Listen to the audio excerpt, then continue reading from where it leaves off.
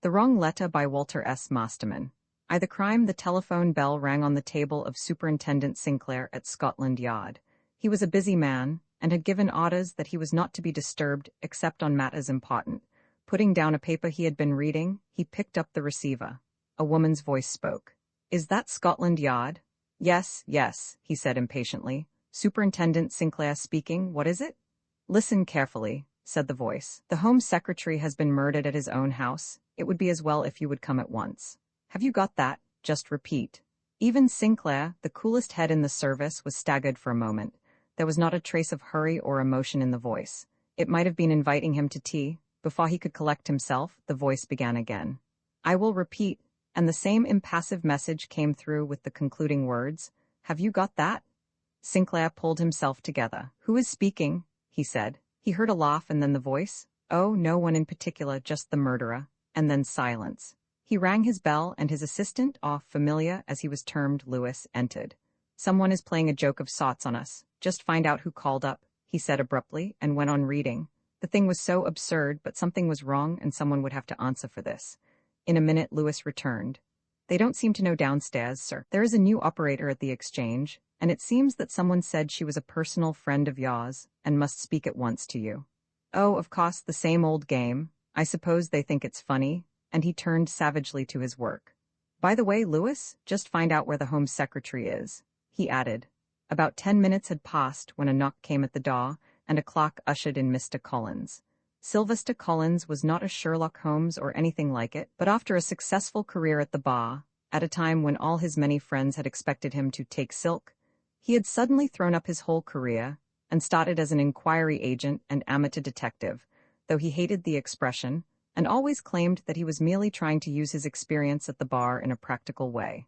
However, he had been phenomenally successful, perhaps through luck, perhaps through a keen, trained brain and good common sense. If his friends wanted to upset him, they would call him Sherlock Holmes, which was like a red rag to a bull to him. He worked excellently with the official force, and had been briefed by them on many occasions, with the happiest results to all except the criminals who had been run to earth. A clean-cut face with a large nose and a firm mouth were his chief characteristics. Soft brown eyes and curly hair, almost black, gave his face a curiously paradoxical expression. When not engaged professionally, he was a keen sportsman and enjoyed life to the full. He was entirely devoid of side or swank. Sinclair was a very different type. He was more like the Scotland Yard officer of real life than of fiction. After successful work in India, he had applied for and obtained his post. He had just a detective's training and education. He made no pretensions to be other than a trained official with no particular brilliance, and he was glad to have the help of his friend who had brains and not his experience. Collins always came to Sinclair without ceremony. He entered smoking a cigarette and placed his hat and stick on the table. "Well," he said, "what's the trouble now?" Sinclair looked up in some surprise. "What do you mean? You sent for me?" "I'm sure I didn't," said the other. "But someone from here called me up on the phone about," he looked at his watch, "about 10 minutes ago, and said you wanted to speak to me." "Someone from here? Who was it?" "I am sure I don't know. It sounded like a woman." "What did she say?" said the superintendent, turning in his chair. "Nothing more than that. Simply asked if I were speaking and said Superintendent Sinclair wants to speak to you at once if you can come, and rang off." "Well, I'm damned," said Sinclair. "You may be for all I know, but I was just off to tennis," and he glanced at his flannels. "I suppose someone has been playing the fool. I'll get off." "Stop, if they have been trying to fool me too," and he told of the message he had received. Collins listened with interest. "What have you done?" he said. "I asked Lewis to find out where the Home Secretary was. I expect he has found him now. The thing is absurd." Lewis came in. "Well," said Sinclair, "the Home Secretary is not in the house or at the Home Office. They do not know where he is." "Call up his house," said Sinclair, irritated. "Better not," said Collins. "If there's nothing in it, we don't want to look fools, and if there has really been murder done, the less known the better. I'll tell you what, I have my car outside. Let's run up to his house in Leveson Square. You can make some excuse, you often want to see him." The superintendent made a face. "I'm not big enough to go calling on the Home Secretary." "Never mind, fake up something. I'll come with you." "All right, I'll bring 2 plainclothes officers in case there is anything in it. We often have to keep a special watch there, so that'll be quite in order." Collins laughed. "Thank goodness I am not official. What a lot of red tape you people have." "Why, what would you have done then?" charged up and asked him if he were dead by any chance. Come along. Lewis had been listening to them. Come along, Lewis, and bring Smith, said Sinclair. To his surprise, Lewis was as white as chalk, and his hand trembled. If you don't mind, sir, he said, I would much rather not come. I don't feel very well. Collins gazed keenly at him for a moment. How long have you felt ill? He said. Only just a few minutes ago, sir. I think it's the heat. Let's get someone else then, only hurry along. I want to get to my tennis, said Collins impatiently. Sinclair was about to grumble, but a look from Collins made him silent. Go and get 2 men then at once. Tell them to meet us at the door. What the devil was the matter with Lewis? Said Sinclair in the car.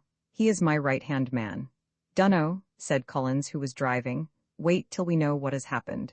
Every incident that transpired from that moment was so stamped on the memory of the 2 men that there was no mistake about the facts.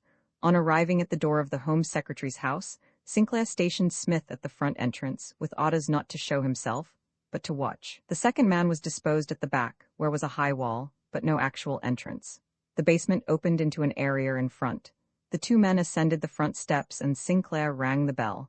An aged housekeeper, Mrs. Simmons, opened the door. Is the Home Secretary in? Said Sinclair. Yes, sir, he's in his study. She looked at the men doubtfully. He did not wish to be disturbed. When did you see him last? Said Collins, looking at her keenly. Why, about half an hour back, sir, said she in surprise. What fools we have been, said Sinclair. We'd better go. Not at all. Now we are here we will see him. We can ask him about Blake, who is to be hanged next Thursday. There's a big petition, you know, for a reprieve. Very good, but it's a fool's errand. He turned to the housekeeper. Would you kindly take my card to Sir James and ask him if he could spare me a minute? When the woman had gone, Sinclair said, I shall get hell for this. He will ask me what it has got to do with me, and why I did not use the ordinary channels. Leave it to me, said the other with his easy confidence. He generally got his own way in most things. After a brief interval, Mrs. Simmons returned. I have knocked twice, she said, but there is no answer. I expect he is asleep. I hardly like to disturb him unless it is a very important matter. The 2 men exchanged glances. I am afraid it is, said Collins. We had better see. This is Superintendent Sinclair from Scotland Yard. At the name the old woman turned pale. Scotland Yard, she stammered. I hope nothing is wrong. Why should anything be wrong, said Collins. The Home Secretary often sees officials from the yard, doesn't he? Yes, said she, but there have been some queer things today here. What things? Said Collins. Oh, come along, don't start asking questions now, said Sinclair. The 2 men entered the hall. The housekeeper disappeared down the stairs, but the others did not notice her departure at the moment. They made for the library door where the housekeeper had knocked. Sinclair tried the handle. The door was locked. He knocked loudly, but there was no response. We shall have to break the door down, said he. Oh, that's very clumsy, said Collins, and makes such a noise. Stooping down, he examined the lock. That's an easy matter. The key is in the lock. He produced a fine pair of pliers, and deftly gripping the end of the key, turned it without difficulty. You would make a good burglar, laughed the superintendent. Collins opened the door and glanced round. The room was in semi-darkness, and after the glare outside, it was hard to see anything for a moment. By the empty grate was a large armchair, and seated in this was the familiar figure of the Home Secretary, Sir James Watson. He was huddled up in his chair, and his head was at a curious angle to his body. Sinclair was about to advance into the room. Stop, said the other. For heaven's sake, don't go inside and leave footmarks. Whatever is the matter, this requires a doctor. I will wait here. You telephone for a doctor. He glanced round the room. There doesn't appear to be one here, asked the housekeeper. Sinclair went to the head of the stairs and called. There was some delay, and he called again angrily. A muffled voice answered him. Where's the telephone? Quick! He shouted. A sound was heard on the stairs, and Mrs. Simmons came up. She was crying. Stop that, said Sinclair roughly. Where is the telephone? There isn't one in the house, sir, she said. Sir James had it taken away. He was always being rung up. Collins was getting impatient. Send one of your men for a doctor, then. The old woman is no good. There are plenty of them round here. Hurry, man, it may be life or death. Sinclair dashed down the steps and called the man on duty. He returned breathless. Collins had dragged 2 large mats to the door of the library and was carefully spreading one on the floor. The 2 men entered and placed the second mat beyond the first. On your knees, he said in a whisper. They approached the figure in the chair. One glance was sufficient. Even in the semi-darkness, they could see an ugly mark on the side of the head from which a very thin trickle of blood was coming. A bullet hole, said Sinclair, who was versed in these matters. He's been shot. Said Collins. Wait for the doctor. Meanwhile, I will have some light. With the utmost precautions, he moved his rugs to the window and pulled up the blinds. The room was beautifully furnished, for Sir James was a man of taste and had the means to gratify it. The walls were covered with books to a height of 7 feet. Above that, 1 or 2 choice pictures were hung. The fireplace was a fine piece of carved oak.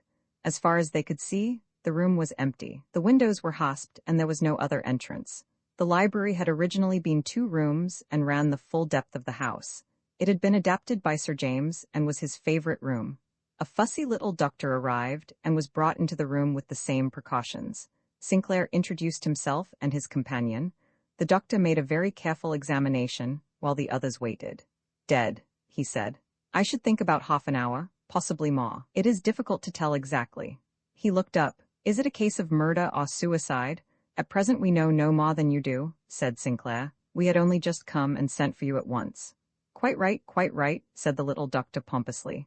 "Meanwhile you will of course keep this entirely to yourself," said Collins. "But isn't this?" He glanced at the stricken man. "Surely this is the Home Secretary." "Exactly," said Collins dryly. "That is why it is necessary for you to remain silent until you are asked to speak. Superintendent Sinclair represents Scotland Yard. You understand?"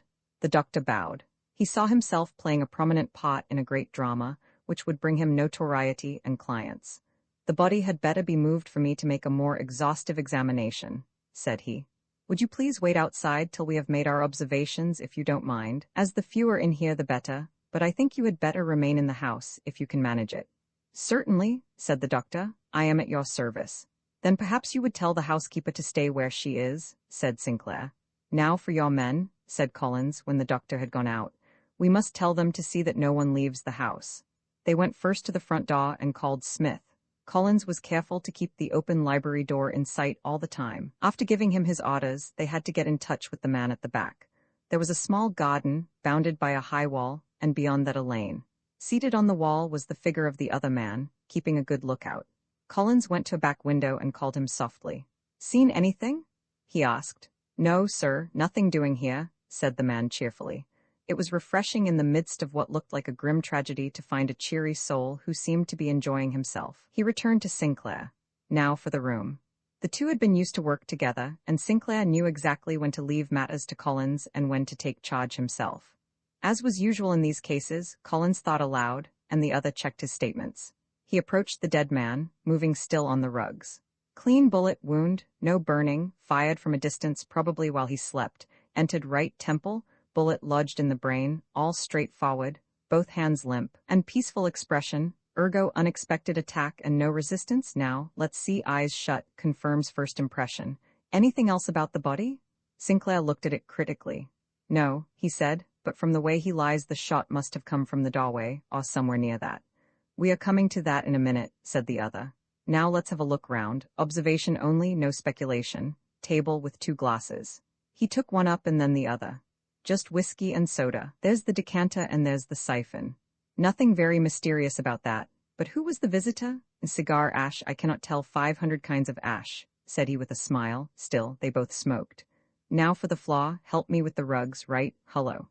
As they moved the second rug they disclosed a revolver lying on the floor. Collins picked it up. "Service revolver, Webley, now obsolete?" He broke the revolver carefully. 5 full and 1 empty seems obvious, too obvious. He was always disappointed if a problem proved quite easy of solution. "Well, we must wait for the bullet. I hope it doesn't fit," Sinclair laughed. "I don't believe you care in the least whether the murder is punished or not, as long as you have something interesting to solve. Oh, I must say I like something abstruse, but never mind. Now for footprints. On this soft pile carpet they ought to show, thanks to our precautions." He went down on his knees and examined the carpet carefully. The other took a chair and watched. After a long and keen search all over the room, he rose to his feet. "There are 3 sets of marks," he said. "Here are one lot walking up and down and crossing frequently.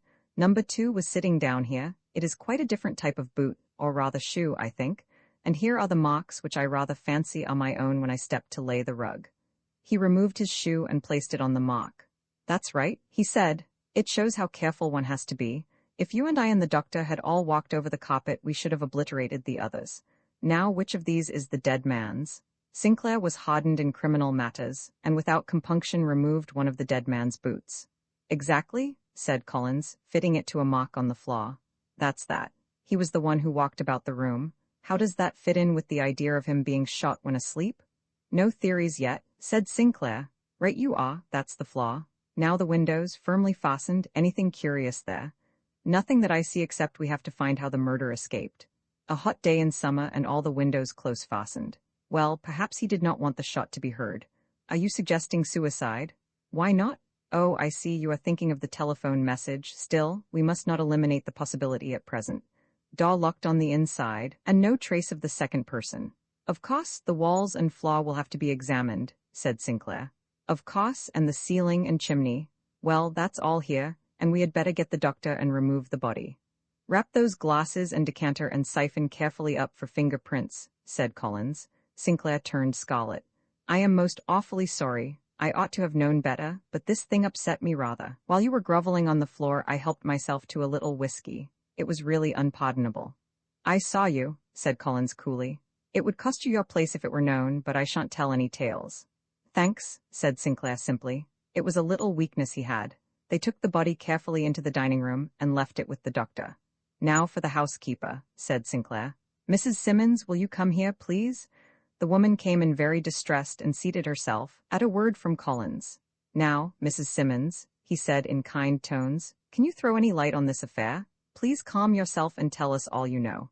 After a prolonged examination, the following facts were elicited, which are better put together. The Home Secretary was a widower. He had one daughter, Mabel, who lived with him. She had gone down to their country place in Devonshire, from which he had come the day before, and he intended to return the next day. The servants had gone, leaving Mrs. Simmons to look after Sir James. He had been at his office all the morning, returning for lunch. He was a solitary man and shunned company. At about 3 o'clock a ring had come at the door, and she had gone up to answer it. When she got to the top of the stairs, she saw that Sir James had already opened the door. A man came in and went straight to the library. She could not see anything of him, as Sir James was between them. She thought nothing of it, as it was probably an official from the Home Office. Sir James locked the door, and the two were together for about half an hour. She heard nothing, as the kitchen was not under the library. Then there was a ring from the library. She was quite certain of that. She went up after a moment, as she had been writing a letter. When she got to the hall, Sir James was showing the visitor out, and she did not see him. Sir James stood on the steps and watched him go. As she was not wanted, she went down again. A little later Sir James came out from the library and went across the road with a letter, which he put into the pillar box. She waited for him, as she wished to ask about arrangements for the evening. When he came back, he told her he should be out to dinner, and that he was on no account to be disturbed. He had then gone in and locked the door. She was certain of that. She had heard the key turn. After that, she had been busy in the dining room, and was quite certain that no one else had called. She had heard nothing until the two men had come. She had heard no sound of a shot. She would certainly have heard one from where she was. Why was she so agitated when the door was opened? She was given to presentiments and was feeling afraid of something after the strange man had called. At the conclusion, Collins asked her about the household. Were there any relations who came? No, sir, she said, though Sir James used to have regular house parties at his country place. He lived very quietly in London. Has he ever shown any signs of being afraid of an attack or anything of that sort?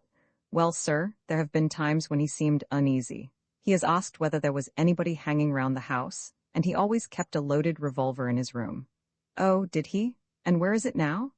The housekeeper led them into the library, now guarded by a plainclothes man. She opened a drawer in the writing table. Within lay a small silver-plated revolver, fully loaded. You say that Sir James had one child, a daughter? Said Collins. Mrs. Simmons hesitated. Well, sir, I have been with the family 20 years. There was another, a son, but he was a wrong un, and went abroad many years ago, and as far as I know, the family have heard nothing since. But hasn't Sir James kept in touch with him? Of course, I do not know all that has happened, but I do know that Sir James used to make an allowance to him, but the time came when the firm of lawyers said they had lost all trace of him, and the money was stopped. Where was he at that time? I mean, in what country? I don't properly know, but it was in one of those South American states. And that is all you can tell us, said Collins, fixing the housekeeper with a sharp look. Yes, sir, as far as I can remember, but of course I am all of a fluster. Something more may occur to me, but oh, sir, what shall I do? I cannot stay in this dreadful house. There is no need for you to do so, is there, Sinclair? Said Collins. The other tugged at his mustache. I don't know. Where are you going? I want to go to my sister's house at Forest Gate if I may. I am so upset with all this. Collins drew Sinclair aside. Let her go, he said, and have her watched. It may be useful.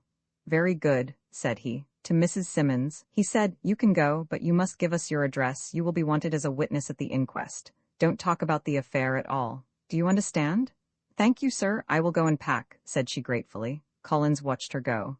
What do you make of her? He said. She seemed quite straightforward. I think she's told us the truth.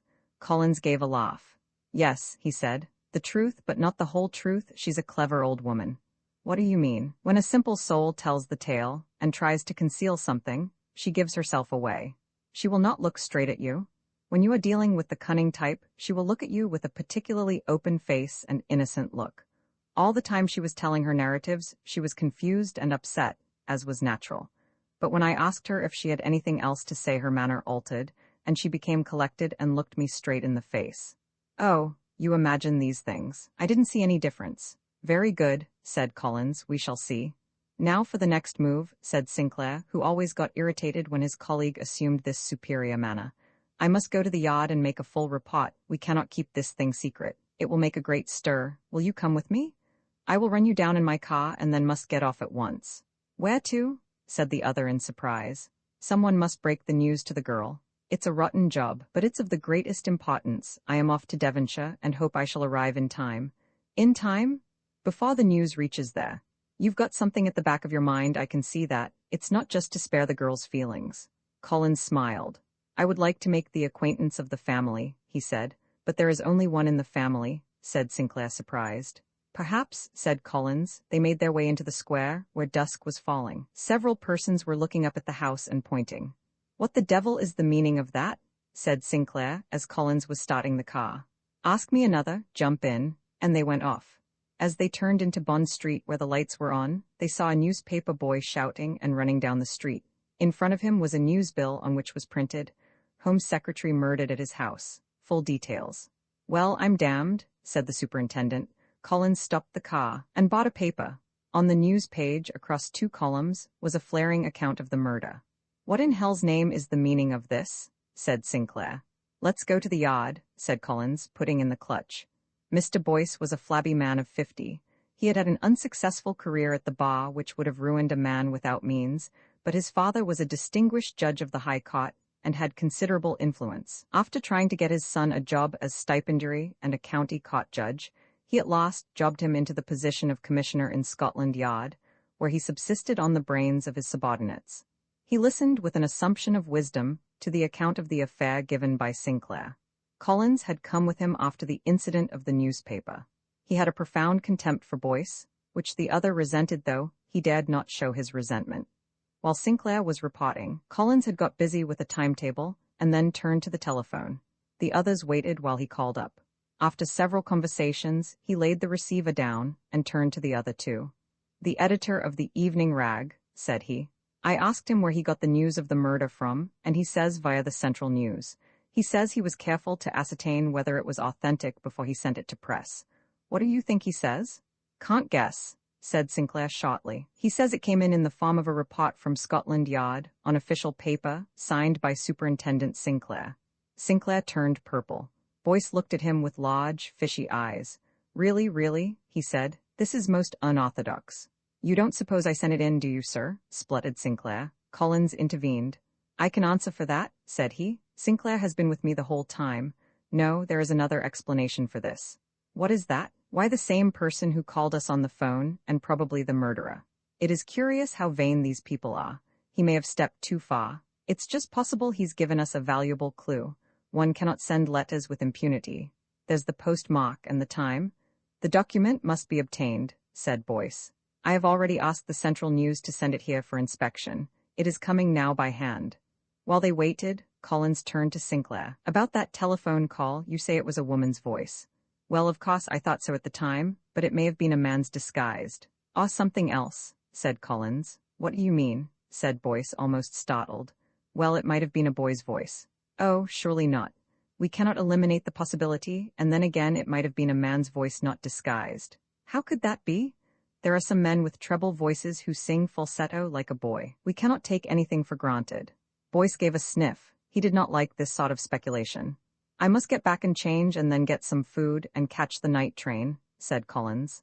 I have plenty of time, so we can go into the position if you care to. You had better have some grub with me, and if you care to join us, he said to Boyce, I shall be delighted. Thank you very much, I will with pleasure, said the other. It was just what he wanted. He could listen to the others, and then retail the information as his own. It was the way in which he worked his department.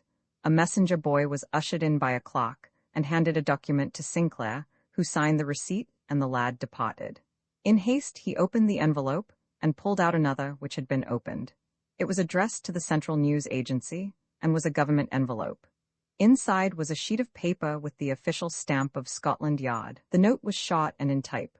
Sir, it said, I am authorized to inform you that the Home Secretary, Sir James Watson, was murdered this afternoon at his house in Leveson Square, between 3 and 4 o'clock, by an unknown assailant.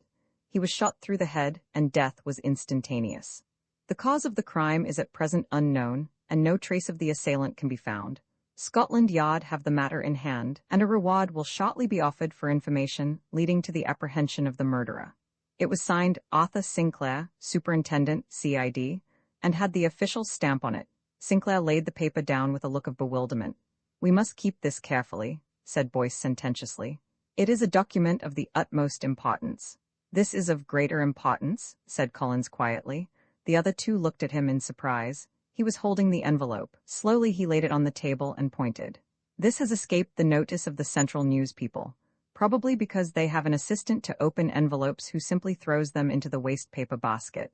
I particularly asked them to get the envelope, which they have done. But what is the point? Collins placed his finger on the postmark. 2:45, said he. This was sent off before the murder took place. The three men looked at each other in silence. The portrait, a surprise awaited Collins on his arrival at Wilton-on-Sea. Eric Sanders was on the platform, and came forward with a pleasant smile. He was a changed being. The sulky petulance was gone, and he seemed like a man from whom a load of care has been removed. His manner was friendly without being effusive. Collins surveyed him keenly. He was too used to studying human nature not to notice the change, and too clever to show that he saw it. They drove to the vale among the autumn trees and over the hills from whence magnificent views stretched out beneath them. Eric opened the conversation. You people have done a smart bit of work capturing the murder of Sir James so quickly, he said. The papers were full of it this morning. Yes, said Collins dryly. I read them on the way down. He seems to be a desperate ruffian. I didn't quite make out how it was he was actually caught. He wasn't, said Collins. He gave himself up. Oh, I see. It was not clear in the account. He looked at Collins doubtfully, wondering how far it was right to ask him questions without breach of etiquette. This is a wonderful piece of country, said Collins. It's one of the finest views I know just before we go down again into the valley. It's like the view from the Delectable Mountains. You've read The Pilgrim's Progress? Said the other in surprise. Collins gave a laugh. Oh, I don't spend all my time in bones and blood, though problems do interest me. At the risk of caughting a snub, Eric said, I expect you are sorry this one is over so quickly. Oh, there will be plenty more, said he lightly. On their arrival, Mabel met them at the door and greeted Collins warmly, a trifle too warmly. There was just a touch of over-effusiveness, which his quick eye noticed. We're quite a party, she said. It is really too big so shortly after, she hesitated. While we are in mourning, Mr. Allery is here with his wife and daughter. When they sat down to dinner that night, there was indeed an atmosphere of quiet enjoyment far removed from the horror of the past days. Mr. Allery had had a word with Collins. I came as a duty. I was so much afraid that the poor little girl would mope. It's no earthly good crying over spilt milk. She has all her life before her. Besides, he added with a smile, I think her old aunt is far from an ideal chaperone. My wife is used to all occasions. You mean? You'll see, my boy, said the old lawyer with a chuckle. The course of true love is running smoother. Then the ladies had come in. The dinner was a merry one. Allery had a fund of humor culled from his long experience, and he found an able supporter in Collins. Sanders was no fool, and now that he was absolutely happy he took his pot. He had taken Miss Allery in, but Collins noted that he was sitting next to Mabel. Collins had taken in the aunt, who was only a cousin of Sir James. He was sitting with his back to the windows from which the setting sun still shone into the room, for they had dined early. In front of him was a great fireplace, and over the mantel was a large portrait of Sir James in court dress. Fancy, Sanders was saying, I find Mr. Collins spends his spare time reading The Pilgrim's Progress. And very good taste, too, said Allery. It contains some of the most glorious pieces of English ever written. Not one of our modern writers can touch it. It was getting dark in the room. I think, said the aunt, we might have a light, my dear. Certainly, said Mabel. John, turn on the electric light. At that moment a last ray, almost blood-red, came from the dying sun through the window, and shone full on the portrait over the fireplace. Collins was idly looking at it, when his face suddenly became rigid and fixed. An intent look came into his eyes, and he stared hard at the portrait. Then the brilliant light came on. At that moment he felt rather than saw that Mabel was watching him. He turned to her, and she looked down in confusion, and a red pervaded her face. They both recovered, and their eyes met. He read in them a certain uneasiness or dread. Instantly he composed his features and said, "That's better, but the sunset was very beautiful." "We've missed the first news bulletin," said Allery, "but we must get the second. I always feel lost in the country when there's no wireless. Miss Watson has a splendid receiving set." While conversation was general, Collins leant over to Allery. "Better not say too much about the news," he said. "There will be something about the murder, certain to be, and it may distress her. Perhaps you are right, but as a matter of fact, she has been much more cheerful since she heard that they had got the man." The receiving set was in the old oak-paneled hall in a neat cabinet. The company foregathered here at 10 o'clock for the news. Eric was the operator. After the 140th chess moved between two Scotsmen, and the usual dismal forecast of the weather, an account was given of the preliminary examination of Jackson, who was being kept under observation by Home Office doctors. Two facts emerged: that the Home Office was satisfied in a guarded way that he was the man, with plenty of the cautious word alleged, and that he was hopelessly mad. Collins smiled as he listened.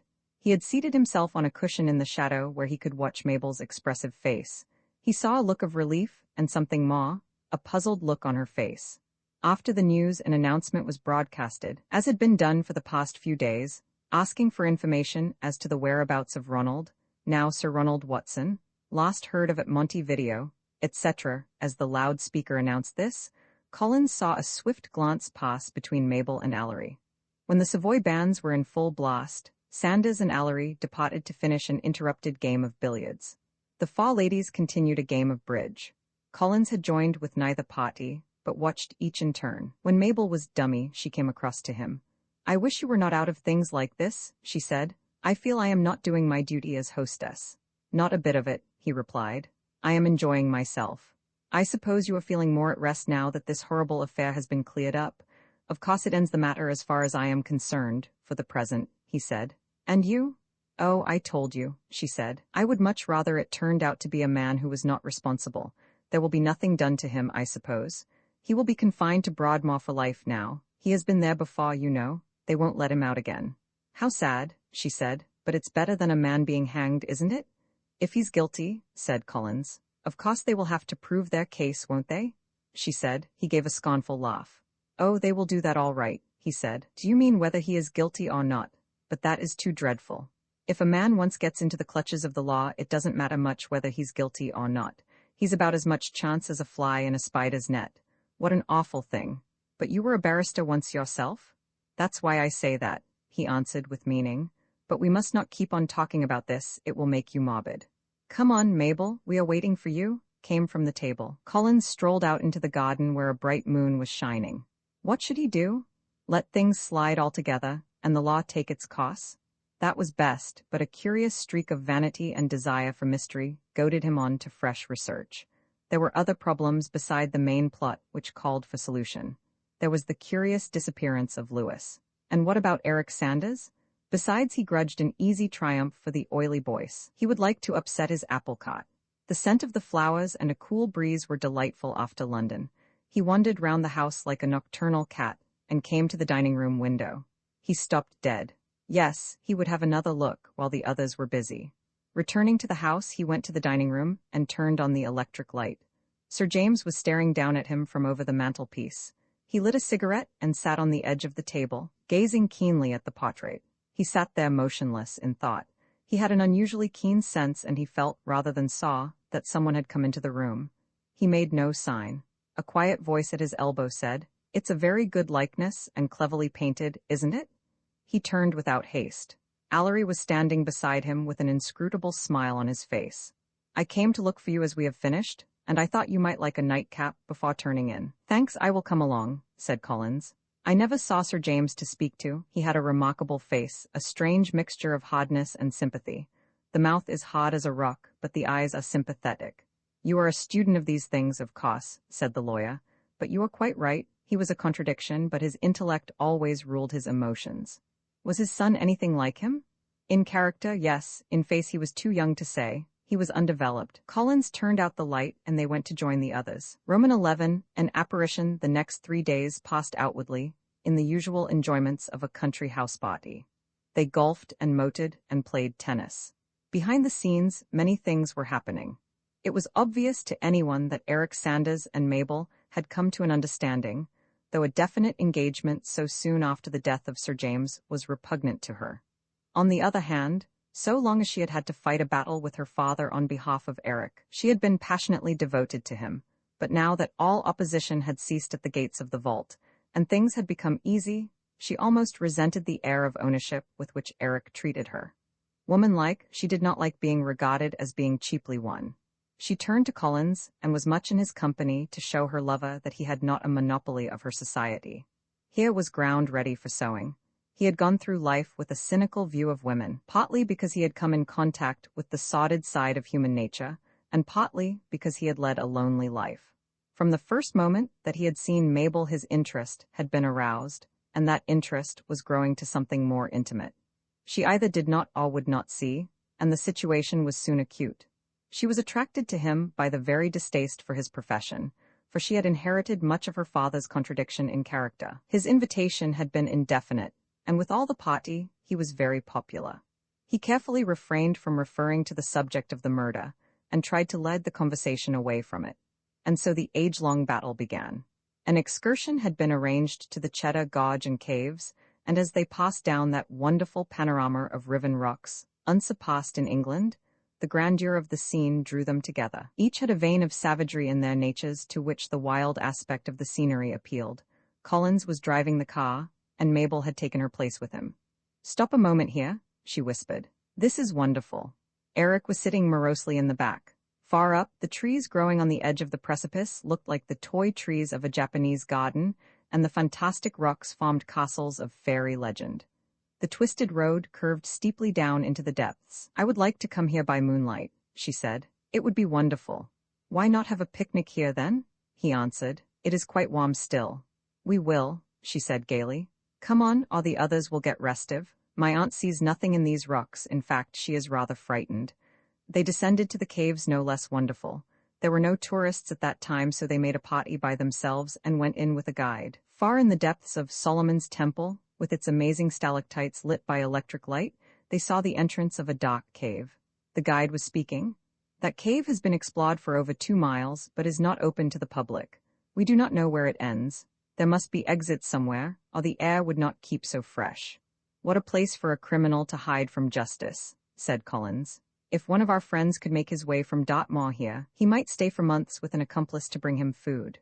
"Only in the summer," said the guide. "The caves are flooded in the winter." Mabel shivered. "How cold and damp it would be," she said, "and fancy a storm coming on and the water dashing down on one from above."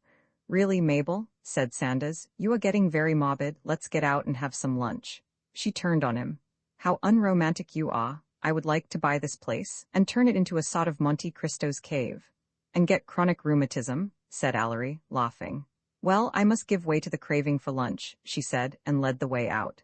When they had got back in the afternoon, Mabel's old nurse met them with a startling announcement.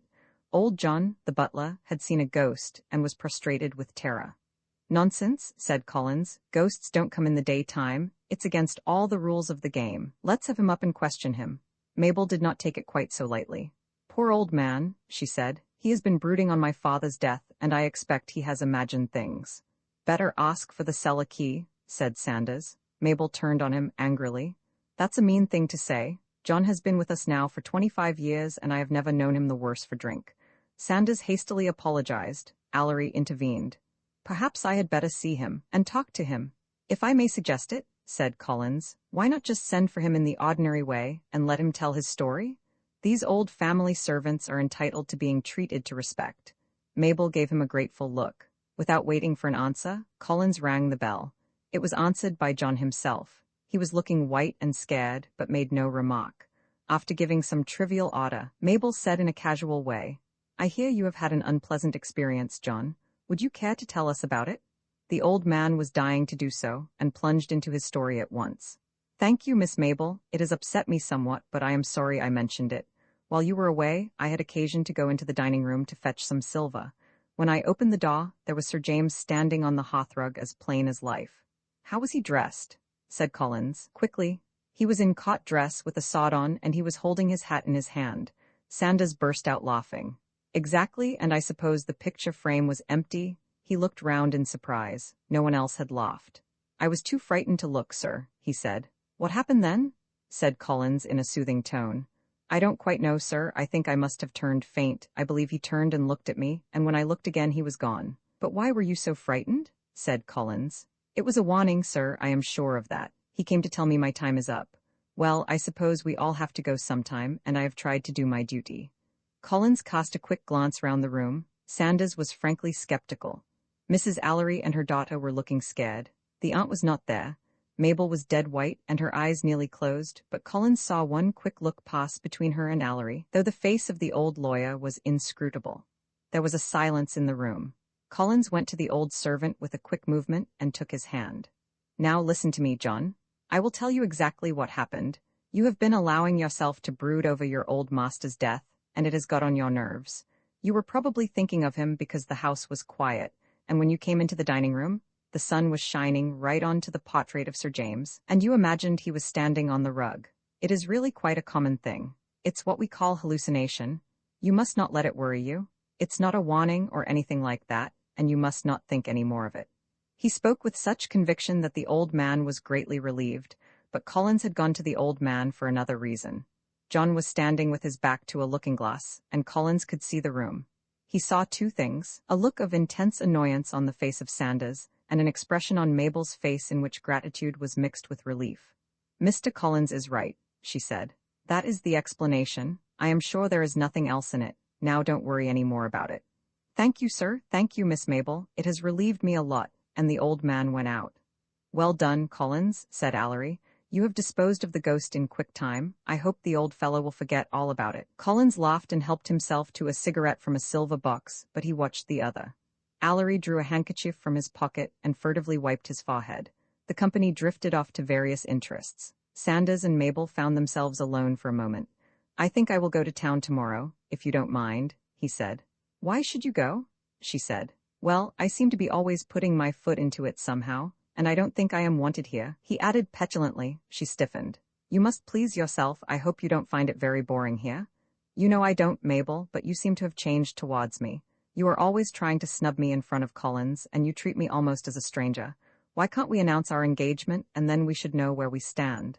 She flushed. "Really, Eric, you sometimes behave like a spoilt child. You know my reasons. It is too soon after my father's death, especially as he disapproved, and I would like to wait till my brother comes back. But he may be dead, and we may have to wait for years. He has been advertised enough for, and if a man will not come to take up a title and position, there must be something wrong." "What do you mean?" she said angrily. "Oh, I don't mean anything dishonorable, but something to prevent him coming. He may be out of touch of civilization," he said lamely. "Very well," she said, "then I will go further. I will not become engaged until my brother comes back. I am certain he is not dead." "That means, I suppose, you have ceased to care for me?" "It means nothing of the sort, and you know it. If I did not care for you, should I have stuck to you against my father's wishes? Why don't you say that you will marry the man who finds your brother?" he said bitterly. "Eric, you go too far," and she threw up her head. "I go too far? Well, Mabel, since you have said that, I will tell you I think it is you to whom that would apply. You are carrying on, there is no other phrase for it, vulgar as it is, with that fellow Collins. You are always with him, and I can see by the way he looks at you that he is getting too fond of you. You have only known him for a short time." "That's enough," she interrupted. "You had better say no more, or we shall come to a real quarrel. I think you better go as you have suggested, and you can think things over. I am going to see how my aunt is," and she went out without another word. "Curse the fellow," said Sanders. "What does he mean by foisting himself here and staying on? He's trying to cut me out with his damnable polite manners, and she's everything in the world to me." Roman 12. What happened in the night, the incident of the day, had cast a gloom over the party. Mabel's aunt had been in bed all the day, with one of her sick headaches. Collins was down before the others, and had a word with old John. The old servant was devoted to him. "I hope you got over your scare," said he. "Oh, yes, thank you, sir, but it frightened me at the time. But you were probably right. I have been thinking about the master a lot lately. I have often come across cases like that," said Collins. "Now I suppose you came in quite quietly, without making any noise?" "Yes, sir, as the family were out I was wearing carpet slippers, as I suffer with my feet a good deal, and the door was only ajar." They were standing in the dining room. Collins walked to the fireplace. "And you thought you saw Sir James standing here?" he said, but he took in a breath. With an effort he controlled his voice. "Don't let me stop your work," he said. "Thank you, sir," said the other, hurrying to complete his preparations. Collins stooped quickly. The impression of 2 feet was plainly visible on the thick rug. No one had been in the room since the morning, as they had all been out for lunch. Hastily, Collins walked up and down the rug 2 or 3 times, sliding his feet over the soft pile. Then he glanced up at the portrait.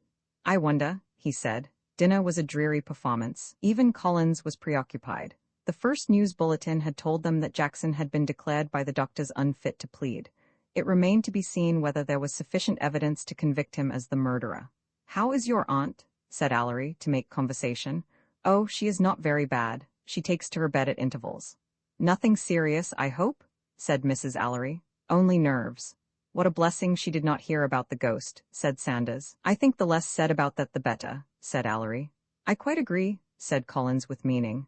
"Once these things get about they get exaggerated, and you will have the psychical research people offering to investigate, which would never do." And as he said this he glanced at Allery.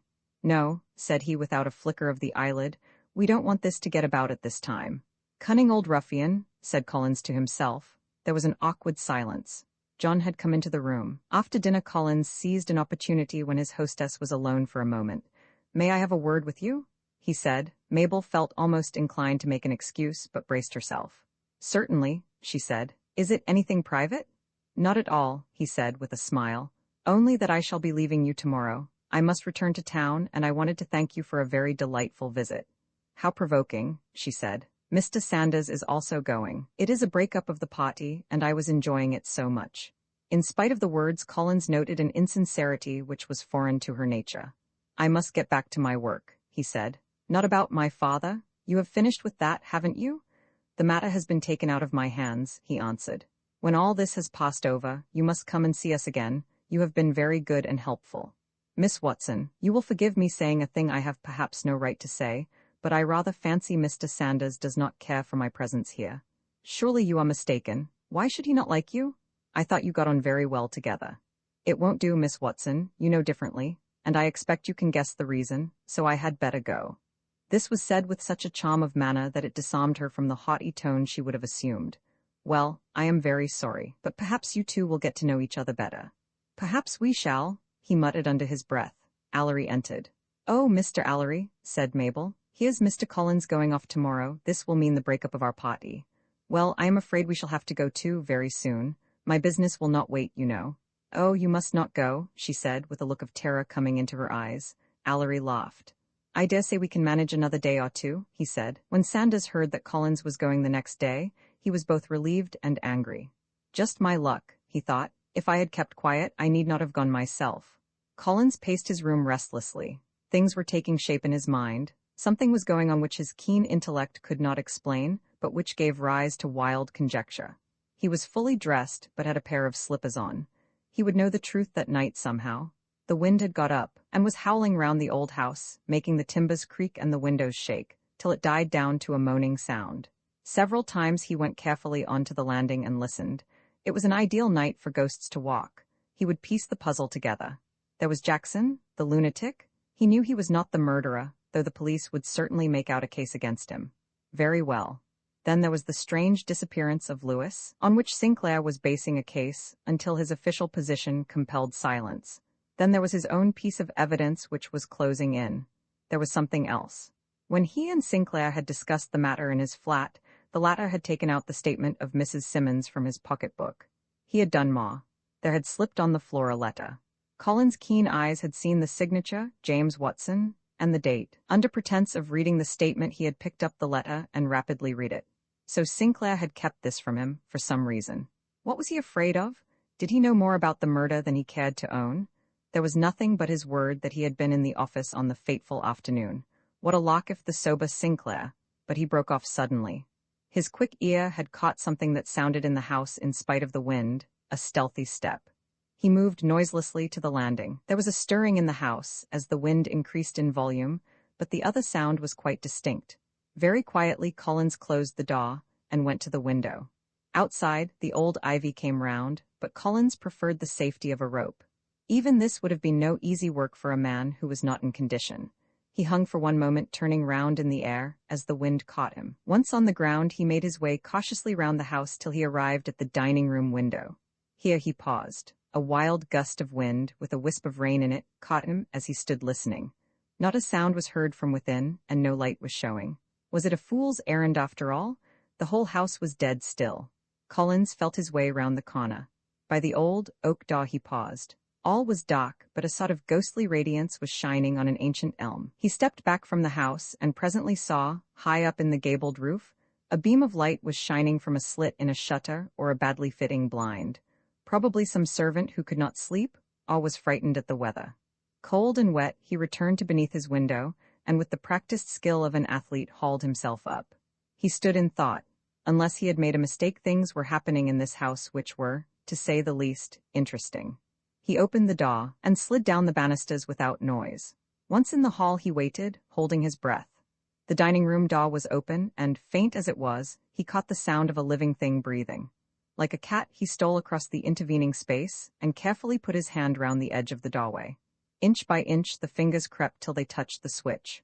A flood of light illuminated the room and showed a man standing on the hearthrug, rigid. It was Eric Sanders. In his hand was a revolver. For a moment the two men gazed at each other without a word.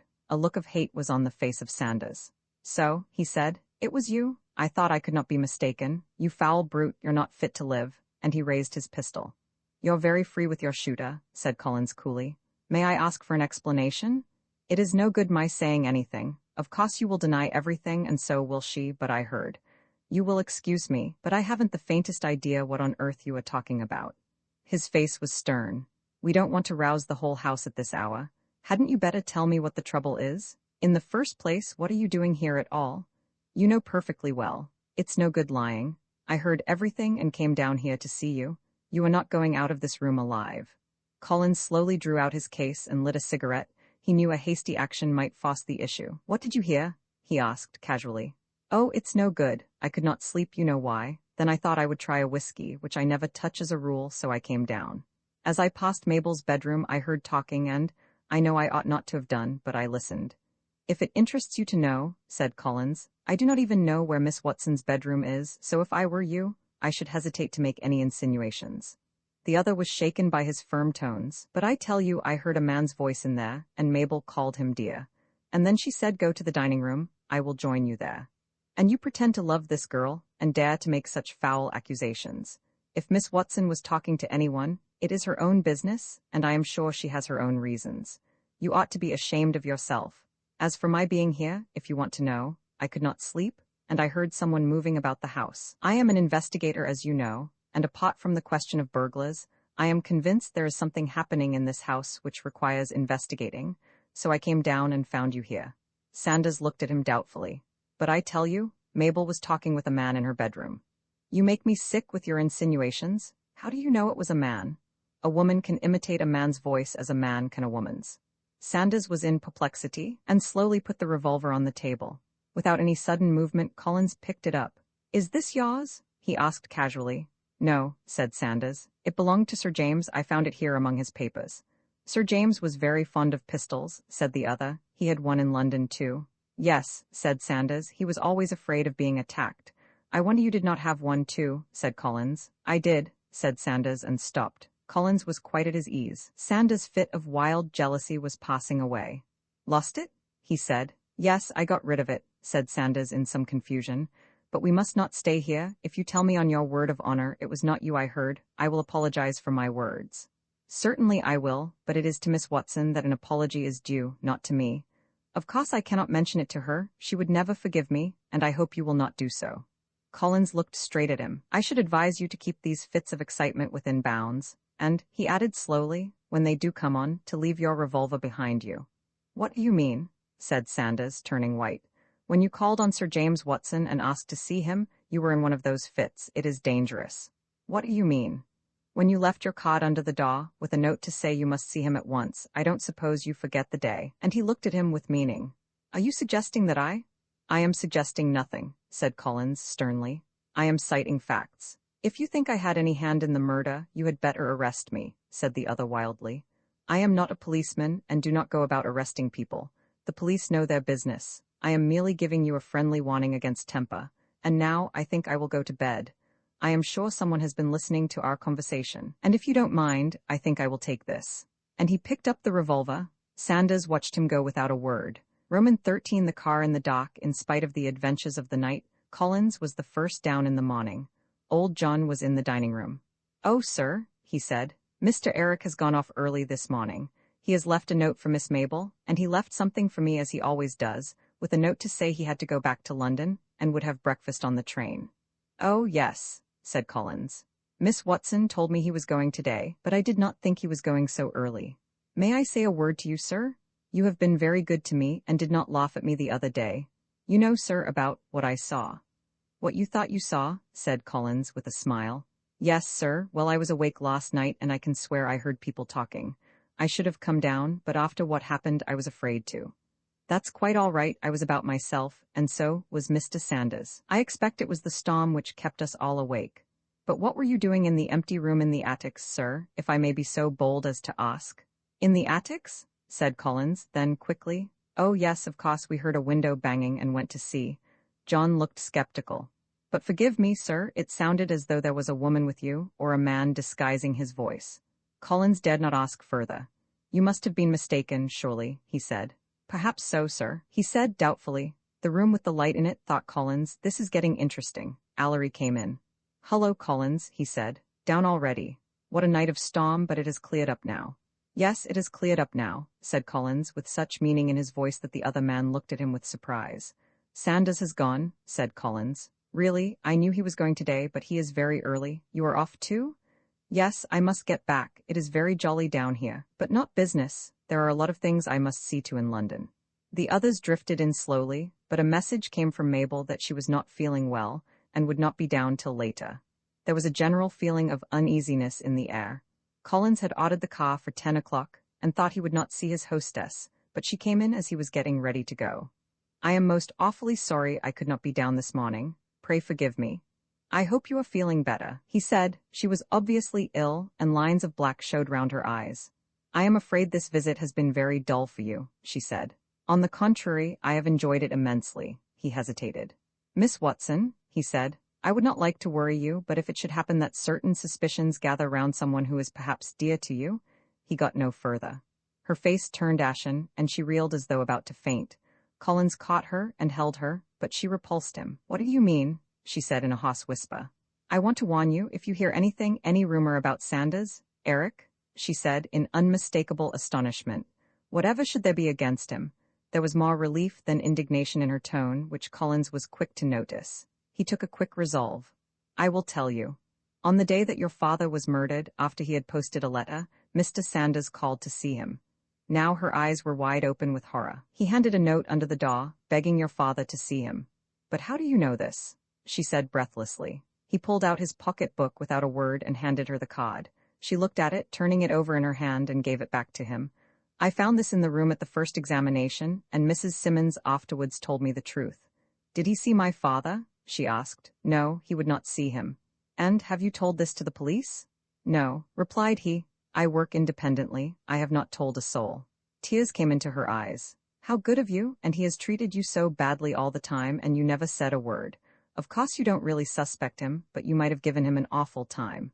"I am afraid you give me credit for too much generosity. I never move till I am certain. In any case, I would not have let his behavior affect my attitude." "Well, I think you have acted like a sportsman, and I am very grateful," and she gave him her hand. "You haven't got to go at once, have you? Do stay a little longer." "This is very good of you," he said, "but I must get off by this train." "I am sorry," she said, and went out. Collins stood in thought. Why was she so scared and then so relieved when I mentioned Eric's name? This was getting interesting. He went outside and ordered the car, telling the man he would want it immediately. When he returned, Allery met him in the hall. He came forward at once. "Collins, Mabel has told me what you have done about Sanders. Let me tell you it is a generous action. Although I know the boy is as straight as a die, you could have made havoc of his life, and something would have clung to him, even when he had cleared himself. Don't mention it, I knew he was not the murderer." Allery looked at him. "You have done a very clever thing," he said. "By accident? Oh, I have been keeping my eyes open. If you had used this against Sanders, you would have made all Mabel's sympathy turn to him and against you. It was like that with her father. She would have turned on you with loathing. As it is, she is struck with your generous conduct towards Sanders, and angry with him for his treatment of you." "Nonsense, my dear fellow," said Collins. "You are entirely wrong about, what shall we say, the situation." Allery gave a keen glance at him. "Humph," he said. "I wonder." "The car is waiting, sir," said John. Collins took his leave and was driven to Wilton-on-Sea. At the station he dismissed the chauffeur with a liberal tip and watched him drive off. He then went to the parcels office and dispatched his bag to his flat in London. Having done this, he set out for a long walk, with nothing but a stout stick and a rucksack with a few necessaries for the night. He had a long tour in front of him. A steady rain was falling through the thick night, but the wind had dropped. The vale was wrapped in shadow, not a light was showing. In the shrubbery Collins watched, getting what shelter he could. Unless all his calculations were at fault, here was the crisis of the situation. He was in front of the main door, and here it was that something would take place. The time passed slowly, and he was thankful for the flask he had brought. Away in the distance, a clock was striking. It was only 9 o'clock. Presently a familiar sound broke on his ear, the purring of a car. Along the drive came a gaunt, formless mass showing no light. He parted the bushes and looked keenly into the body of the car. It was empty. There was no one but the driver, who was heavily wrapped up. The car drew up at the door, and the driver got down. It was too dark to see further, and Collins came stealthily from the bushes and turned down the drive. He was stiff from his waiting, but broke into a run, and only paused when he came to the entrance into the main road. The gate was open, but he carefully shut it. It would be necessary to open it and to light up. He concealed himself. It was not long before he heard the car coming down the drive. Silently he drew from his pocket an automatic pistol and stood ready. At the gate the car came to a stop. He heard a woman's voice say, "Bother, the gate must have shut. Just open it, will you?" A man's voice replied, "Hush, not so loud," and a figure got out of the car and went forward. The gate swung back, and at the same moment the driver turned on the headlights. They were dimmed and did not give much light, but a flicker struck the man, though he tried to dodge out of the way. In that brief moment Collins recognized him. The next moment the car had swung out into the road. "Allery, by all that's holy," said Collins, "and the other is Mabel, of course." Then he laughed. "So that's it, is it?" He set out on his long tramp to the nearest town. Roman 14 back in London, Boyce was smoking an excellent cigar, and was generally pleased with himself. He had just received a short note from the Prime Minister, thanking him for his good work in running the murderer of the Home Secretary to earth, and hinting that, when the time came for the retirement of that fine old soldier, Sir Thomas Hawley, as Chief Commissioner for London, the new Home Secretary, could not do better than appoint so efficient an officer as he had proved himself to be. This was good rating. He had feared some strong words about his allowing lunatics to be at large, but the truth was that Sir James had never been popular with his colleagues, as he was considered reserved, and had not lent himself to giving soft berths to the nephews and friends of his fellow cabinet ministers. His death had enabled the Premier to reshuffle the ministry and bring in an impecunious nephew of his own to a minor post. So everyone was happy. Boyce rang the bell and sent for Sinclair. The latter was not in the same genial mood. None of the reflected glory of Boyce's triumph had come his way, and he was perfectly convinced that whoever was guilty of the murder, Jackson was not. "Take a seat, Sinclair," said Boyce. "You might care to see this letter from the Premier," and he handed it over with an air of indifference which did not deceive the other. "Very good, sir, I congratulate you," he said, simply. "And now, Sinclair, I want to read you the indictment which Giles, of the Public Prosecutor's Office, has drawn up. I think it is very well done. Of course it is only in the form of notes. Case against John Jackson, for the murder of Sir James Watson, B.T. Jackson confesses in 3 separate statements that he has done the murder. But this, without corroboration, is of little value, since he has been declared insane by medical experts. We have, therefore, to seek corroboration. Jackson states that he was several times hanging about the house in Leveson Square, waiting for his chance. This is confirmed by P.C., Jenkins and P.C., Whiting, both of whom have identified the man as having been seen in the vicinity of the square. Jackson states that he called on Superintendent Sinclair 3 days previous to the murder, and while in his office, stole writing paper and a letter signed by the latter, and on this paper wrote to the Central News Agency. Superintendent Sinclair confirms that such a call was made, but cannot trace any missing letter, though there might have been one. "Is that so?" said Boyce, glancing at the other. Sinclair made a face. "Well, I certainly said I remembered the man calling, but I told them there was no missing letter. When the lawyer asked whether it would have been possible for such a letter to have been taken, I said of course it was possible, but highly improbable. That's the way the lawyers twist evidence, but go on, sir." Boyce looked as though he was about to rebuke him for this heretical sentiment, but continued. Jackson states that he called Sinclair and Collins on the phone, and corroboration can be obtained. He had the opportunity to do so, and there is a doubtful identification by a paper seller, who says he saw him leave the public telephone call office at Piccadilly Circus at the time named. This man is not a reliable character, but the evidence can be used if necessary. Revolver. Jackson makes a rambling statement as to how he got the revolver, which cannot be relied upon, but as he is mad, this does not count for much. Sinclair lifted his eyebrows. "That's rather amusing," he said. "Where they find corroboration, they accept his statements. Where they don't, they say he is mad." Boyce looked at him severely. "This is only a confidential memo," he said, "for the information of the office only." "I see," said Sinclair with contempt. Boyce went on reading. Motive. Although motive is not essential in the case of a lunatic, it is helpful with a certain type of criminal's mental derangement. There is abundant evidence that Jackson had a fancied grievance against the late Home Secretary, who had turned down all his petitions for release from the asylum at Broadmoor. He had also sent threatening letters to Sir James. The actual crime. Jackson states that he followed Sir James in, after he had been to the pillar box in the square to post a letter. Mrs. Simmons declared on oath that he did not, but on further examination, when asked to swear that no one came in after that, said she could not do so and showed great signs of confusion. Sinclair pricked up his ears. "I wonder," he said. "What's that?" said Boyce. "Well, sir, Collins always said that she was not telling the whole truth to us and that she was hiding something." "There you are," said Boyce. "Of course, if it was a matter of a trial and of life and death, we should turn the old woman inside out, and she would probably confess, though why she should try and screen him is more than I can tell. We may have it out of her in any case." "Well, that's the case. What do you think of it?" "I don't think any jury would convict," said Sinclair doggedly. "Really, Sinclair, you are very obstinate, I suppose because you had no hand in catching the man."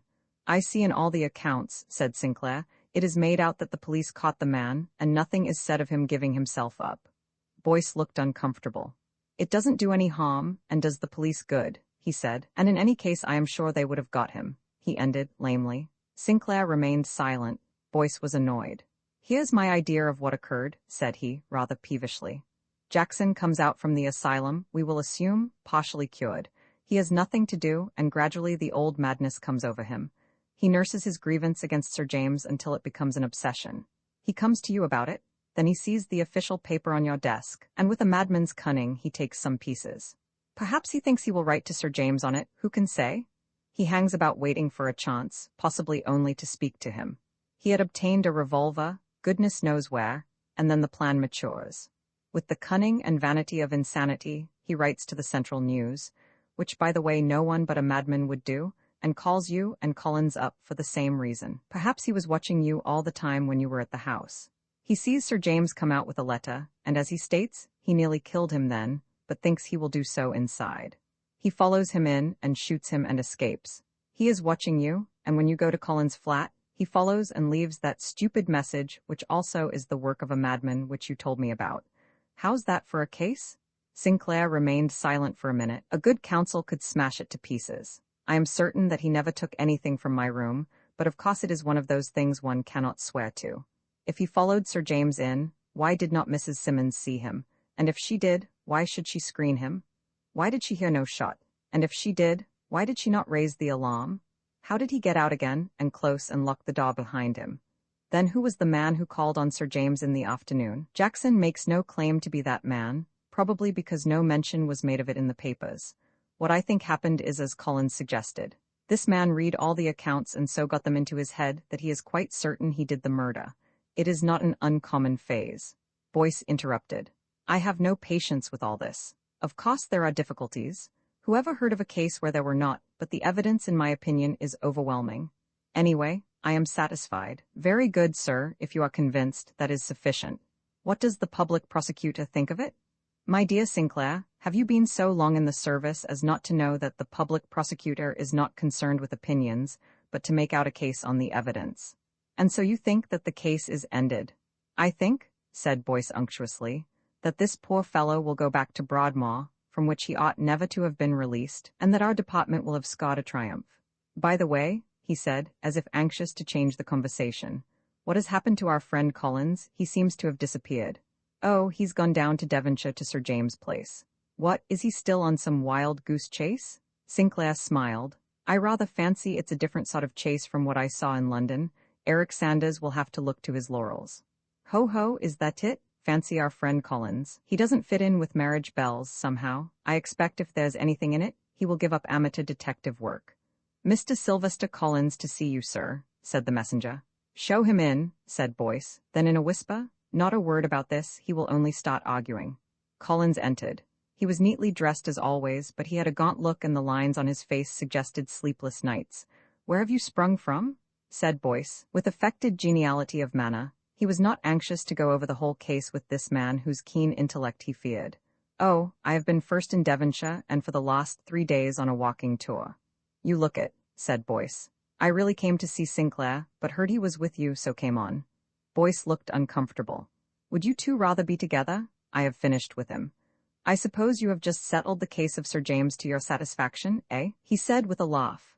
Oh, I know you do not agree with our conclusions, but I would much rather not go into the whole matter. I don't wish to discuss it. I think you have come to the wisest decision you could under the circumstances. Now you are trying to be sarcastic. Not at all. I had an idea of my own, but I don't think it is worth following up.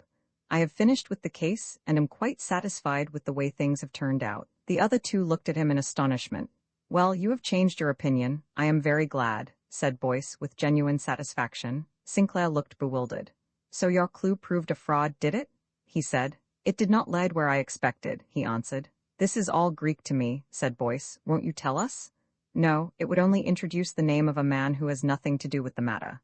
You wanted to see me? Said Sinclair, still puzzled. Any time will do. By the way, Boyce, how long do you think it will be before your case is finished? I mean, all settled? I can't say. You know the course of the law is not swift. Shall we say a month? I should think that will easily cover it. Why are you so anxious to know? Collins flicked the ash off his cigarette into an ashtray. Nothing much, only I know who the murderer was, and I wanted to know how long it would be before your man was convicted. The other two gazed at him in utter astonishment. Do you mean to say that you think you know who murdered Sir James and you are not going to tell who it was? Said Boyce. I never had any doubt in my own mind at all, but to give him up, no, I am afraid that would be impossible. You see, he doesn't exist. Doesn't exist? What nonsense. Are you trying one of your jokes on us? Said Boyce crossly. He hated mysteries. He's gone, disappeared, vamoosed. Do you mean he's dead? Said Boyce. The question is, did he ever exist? Oh, I've no patience with this sort of talk, said Boyce. If you know anything, for goodness sake say what it is. If not, don't talk in riddles. Sinclair had been watching keenly. His face was grave. Yes, I think I know what you mean, he said. Oh, you too. What on earth are you getting at? I shall be in a position to say in a few days' time to tell you, Ma, said Sinclair. I wish you two would not be so confoundedly mysterious, said Boyce. If you've got anything to tell me, do so. As for you, Sinclair, I expect loyalty from you at any rate. Sinclair replied with some stiffness. I shall not take any action without consulting you, sir, and I may be quite wrong. Very well, said Boyce with a gesture of dismissal. Alone together Collins and Sinclair went to the latter's room. What an ass that man is, said Collins. He hasn't the brains of a rabbit. I wonder, said the other, whether he is quite the fool you think him. What are your plans? Do you know a place called Wilton-on-Sea? Said Sinclair. Collins looked keenly at him. Yes, I know it, he said. I am thinking of running down there, said Sinclair. What on earth are you going there for? I have been told that it is very good air, and as I have a few days' leave, I thought I would try it. Collins thought for a moment. Well, you probably don't know, but it is quite close to Sir James Watson's place. In fact, it is the station for it. Really? Said Sinclair. Then of course you know it well. If you are really going there, I will run you down in my car. You might like to see Sir James' place. The men looked at each other. I would like to see inside your head and find out what there is there, said Sinclair. You've something concealed. Collins laughed. That's just what I was thinking. What are you after? Well, we will each keep his own counsel. Roman 15. The crisis beyond Wilton-on-Sea. There is a bare hill standing gaunt above the surrounding country. On the seaward side the cliff is sheer, and to the west a sudden drop into a quarry pit makes for danger. On the east a very steep path leads to a semi-ruined church, surrounded by a churchyard, and some little distance away is a tower where once stood an ancient castle. The church forms a landmark for miles. From a distance it appears to be an imposing edifice. On near approach there is a tiny chancel which still retains a roof, and a nave with no roof. It is all very small, like the chapel of a stronghold in days gone by. At the base of the hill is a public house of mean appearance, and also some straggling houses. It was here that Sinclair and Collins had taken up their residence. For 3 days they had been glued to the spot. A fretful distrust of each other was growing up, which they tried their best to hide. There had been no talk of going to Sir James' house. Collins would sit in the little sitting room upstairs, reading, with one eye on the window. Sinclair was more restless. He wandered outside, prowling round the base of the hill, but never going up. He appeared to be drinking more than was good for him, and evidently suffering from the strain of waiting.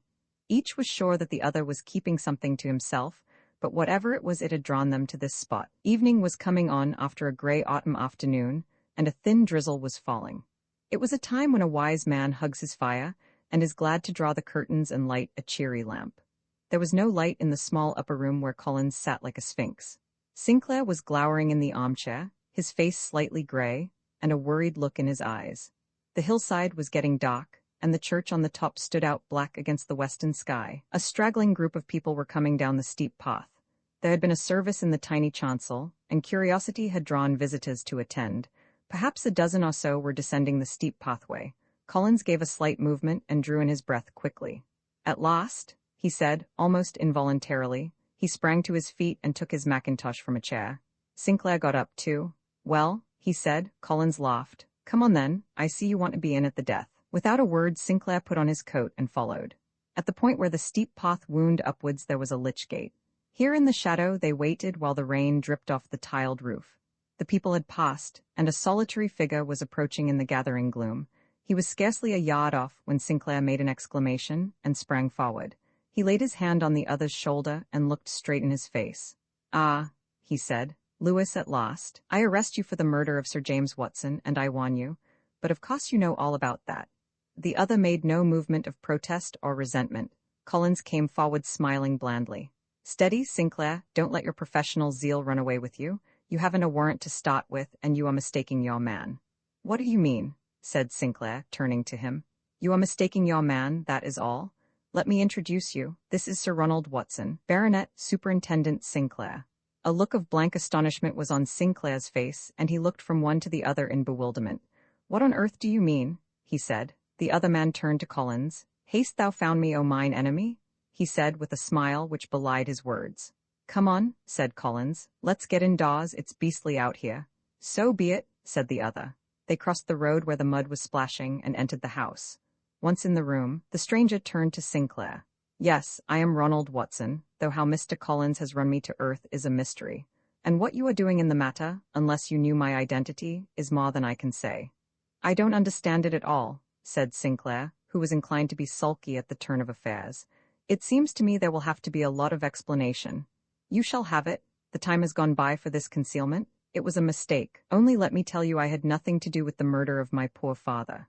I can answer for that, said Collins. Look here, continued Collins. I have my car here, and I suggest that we run over to the Vale and have a full explanation there. Yes, that will be the best thing, said Watson or Lewis. A sudden thought crossed Sinclair's mind. Oh, of course, that will do, he said. Collins was watching him keenly. Will you settle up here then, while Watson and I get the car ready?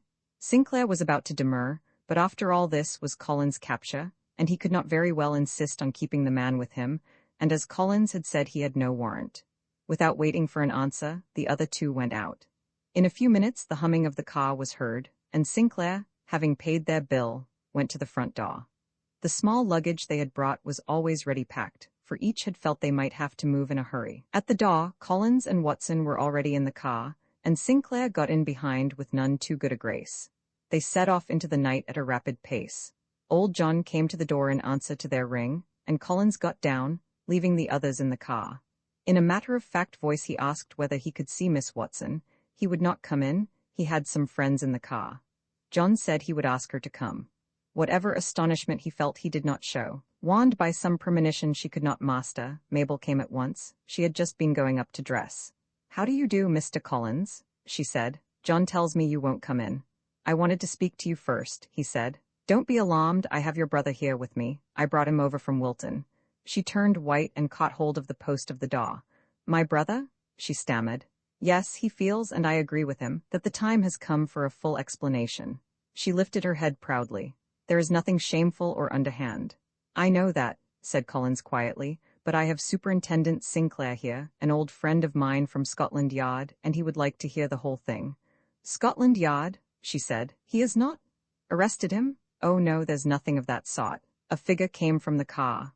"It's all right, Mabel, don't be frightened. We've made fools of ourselves with all this secrecy, and we'll have all the cards on the table now. Let's get out of this wet." Sinclair advanced and shook hands with Mabel. He had met her, of course, in London at the time of the inquest, but could hardly claim acquaintance. In the hall they were met by Allery and Eric Sanders. Collins opened his eyes in surprise. "Eric," said Mabel, "this is my brother." The two men shook hands with a mutual look of interest. Allery laughed outright. "You young dog," he said. "How did you come to be caught after all our trouble? I was afraid Collins would be one too much for us." "I congratulate you on your cleverness," said he, turning to Collins. "I am afraid this is all Greek to me," said Sinclair stiffly. He had expected tragedy and found comic opera. "You shall know everything," said Allery, "but come to dinner first. Can you manage it?" he said to Mabel. "I'll go and see about it at once," said she. "As these three poor men have no dress clothes with them, we will have a scratch meal, and then a round talk." Her spirits seemed to have risen now that the affair was over. Dinner was a merry meal, even if the gaiety was somewhat forced. Old John moved round with a look of blank astonishment on his face. His eyes were round and wide, and he could not keep them off Watson. The aunt had sent a message that she would not come to dinner. The news had proved too much for her nerves. When the pot was on the table, and John had retired, Mabel said, "This room is very comfy, and I think we might go into matters here. You can smoke." "Not till after this excellent pot," said Collins. "Our ancestors would turn in their graves if we smoked with the pot. Isn't that so, Watson?" "That was the custom," said the other with a smile. There was no trace of the Scotland Yard, hack now in this man who presided at the table as one bond to it. "Well, before we have your story," said Collins, "I would like to know how many were in the plot. Miss Watson and you, Allery, I know. Anyone else?" And he glanced sharply at Sanders. "You are a wizard," said Allery. "No, there were only us two. Sanders knew nothing about it." Sinclair moved uneasily. Was he in a madhouse? Plot and secret? These people were talking as though they were playing a game, and he had come on the track of a murderer. "Can we have the explanation of all this?" he said testily. "Certainly, Sinclair," said Watson, "and you are entitled to one from me at any rate. Here goes." The main lights were turned off, and only the electric bulbs in shades threw a soft light on the table. There was no sound in the room while Watson spoke. "I will not be more tedious than possible, but I want to make the narrative clear, so I must go back. I need not go into the reasons for my leaving England. Allery here, I know, thought I had done something criminal, in fact, forged my father's name, but I think I have convinced him that it was only a youthful outbreak, which I sincerely regret." Allery nodded, gravely. "I wandered about in the South American states. I found I could not settle down to any definite occupation, and after a time I got mixed up with a pretty little revolution. Partly through pride, and partly because I was not carrying out the conditions my father imposed, I stopped communicating with the lawyer at Montevideo, and then I was in prison, and nearly executed for my part in the revolution which failed. When I got out, I had had enough of plots, and was only released on my agreeing to leave the country. I knew a man who was a merchant, and he gave me a job to come to England in charge of some freight for his firm, which required someone to travel with it, largely bullion. It was a responsible job, though an easy one, and with a strong letter of recommendation from the firm, I got a position in the London office, where my knowledge of the other end was useful. I had intended to go to the old man, and tell him the whole thing, but it savored too much of the prodigal son, and I delayed doing so. I soon got sick of the office work, and as I had always had a taste for detective stories, I got the idea that I would try and get into Scotland Yard. My father was not then Home Secretary, or I would not have risked a chance meeting. As Sinclair here knows, I got in as a clerk on the recommendation of my good merchants. Only the head of the firm knew where I had come from, and he died soon after, so my past was hidden. I believe I discharged my duties satisfactorily, and was promoted to be right-hand man to Superintendent Sinclair. I might even have become an inspector in time. All this time, I had held no communication with my father or sister, though I couldn't resist the temptation of coming down here and looking at the old place, and saw them both without being seen. This was only 3 weeks before the death of my father. He paused and steadied his voice. It got on my nerves, and I had almost made up my mind to come and tell him the whole story. On the very day of the terrible occurrence, I had made up my mind to go to him, and as you know now, I had spoken aloud on the subject. I went out with the intention of doing so, but wandered round in a state of uncertainty, and then returned. Would to God I had gone. Wait a moment, said Sinclair. Then you were not the man who called on Sir James on that afternoon? No, I never saw him again, he answered sadly. You can imagine the awful shock I had when you sent for me and told me of the telephone message, although I hoped it was, as you thought, a hoax. When you asked me to go into the house, I was so upset, I felt I could not do so, and made an excuse. I wandered out in a terrible state of anxiety till the evening papers came out with an account of the affair. I didn't know what to do, but I felt I must get in touch with Mabel and declare myself. I was really half off my head, and so I settled up at my old lodgings and left London. I did not go back to the office, as already I had the idea of disappearing as Lewis and coming back as myself. I suppose it was pride. I thought somehow it would not look very well that I had been a clerk in Scotland Yard. The next morning the papers came out, and I saw to my horror that I was wanted in connection with the crime. You can imagine my feelings. I could see the frightful construction that would be placed on my actions, the most awful accusation that can be brought against any man. It was dreadful. Of course I knew I could clear myself, but there would be that nasty suspicion, which always hangs round a man who has been accused, and that damnable saying there is no smoke without a fire. I had arrived the night before, and not wishing to go to the house at once, I had spent the night in the old tower near the chapel, where I used to go bird's nesting when I was a youngster. I came on here in the early hours of the morning, and roused Mabel up. She came down and let me in, and we had a very long talk. We could not decide what to do. It seemed difficult for me to get out of the country, and equally difficult to stay. Mabel had to go up to the inquest, and there was no one to advise us. So we decided to take Allery into our confidence. He came down here, and we told him the whole story. All eyes were turned on the old lawyer. Yes, he said. They dragged me into it, and I had to give advice. I was quite convinced that our young friend had nothing to do with the crime. There was nothing criminal in his remaining in hiding. If he could have got away to Montevideo, he could have come back from there in the ordinary course and established his identity. But in the meantime, he had better wait till the police had got hold of the real man, and then there would be no case against him. It was hard to decide what to do, but the publicity was what we all wanted to avoid. We arranged, continued Watson, for me to stay in the old attic over the hall door. There are no secret chambers or anything of that sort in the house. I just lived as best I could while Mabel was in London. Then you all came down here to stay. That made matters easier in a way, as Mabel and Allery could both come and see me. We hit on the rather absurd scheme of my dressing up in my father's cot dress and with a wig and false moustache. We thought, if by any chance I were seen, it would be thought to be the ghost of Sir James. We thought that would be the lesser evil. So then it was you that old John saw in this room? Said Sanders. Yes, and I would have taken him into our confidence, but he fled like a madman. I don't think he knew where he was. After that we thought it was too risky for me to remain in the house, and I was in Mabel's room all ready to go, when we heard noises downstairs and sounds of talking, so I had to take cover again. So it was you who were talking to Mabel that night? Said Sanders before he realized what he had said. What do you mean? Said Mabel sharply. He was crimson with shame and could hardly meet her eyes. Only that I heard someone talking in your room with you and came down here and met Collins. Mabel's eyes glittered ominously. I think you had better explain yourself, she said. Oh, please don't ask me. Well, if you must know, I accused Mr. Collins of having been with you, and we had heated words over it. There, that's the truth, and you must think what you will of me. And he moved his hands in a gesture of despair. They all looked at Collins.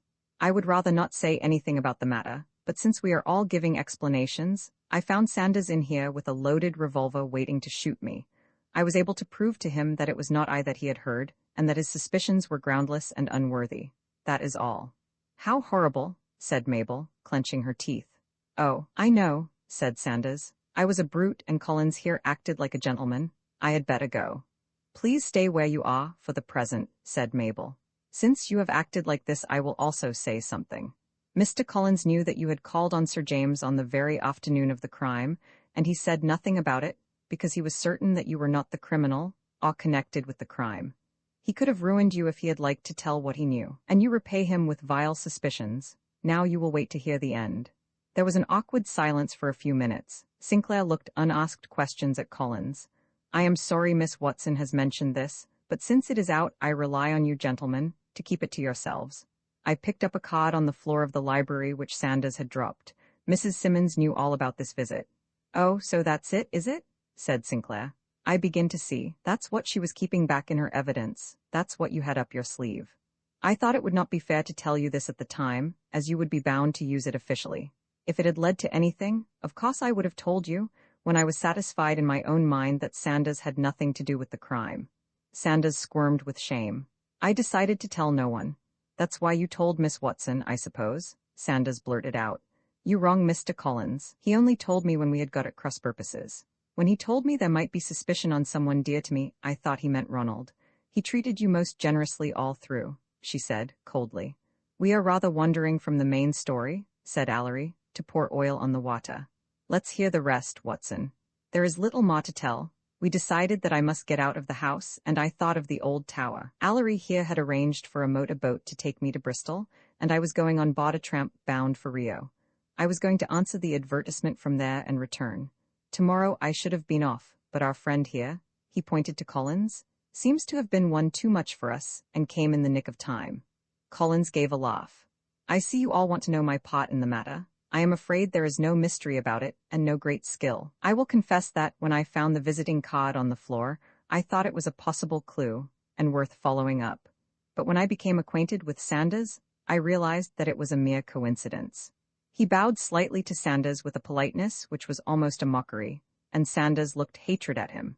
Every word was putting him in a position of humiliation, and Collins as the hero of the piece, and it was gall to him. Collins continued. The first thing which put me on the track was the fact that no news had been heard of Lewis. I was certain that he had nothing to do with the crime, and yet he had disappeared. His confusion when asked to go to Leveson Square was taken to be a sign of guilt, but if there was no guilt, there must be another explanation. He had not fled instantly.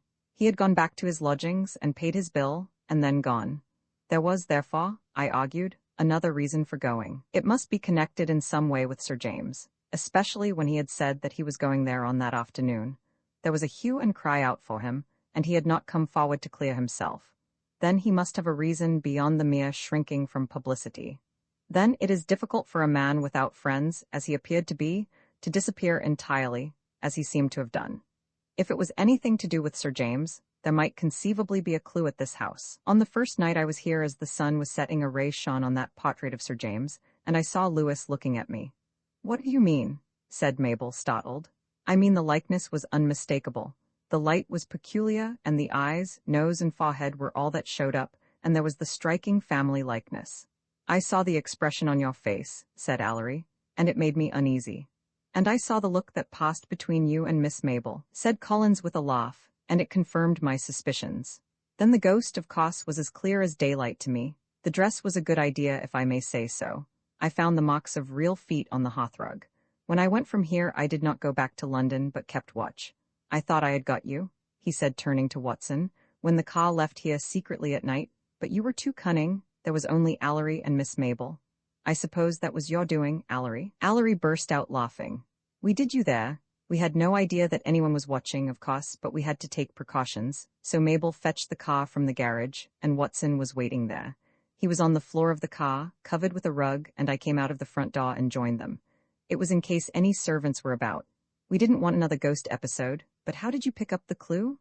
I hung around. The night was too wet to follow the tracks of the car, but twice I saw you going on the road to Wilton in the evening, and each time I was further along the road, and on the second occasion was able to follow up, and saw the car at the bottom of the hill. I was certain Lewis, or Sir Ronald, as I now thought it was hiding in the neighborhood, and knew a search would simply give the game away. So I came down here and watched, and finally saw you coming down the hill. I had found out about this strange service, and calculated that if a lonely man wanted to come down, he would take the chance when a lot of others were coming. Very clever, said Allery. I think that explains all there is to explain, but how did you get on the track, Sinclair? I had my suspicions, but pardon me, I am not a freelance like you are, but an official, and you must allow me to keep my secrets. Of course, said Collins carelessly. What I don't understand, said Allery, is why you were so keen on finding out the whole thing? Blackmail, I should think, said Sanders. Mabel gave him a look of contempt and the rest ignored him.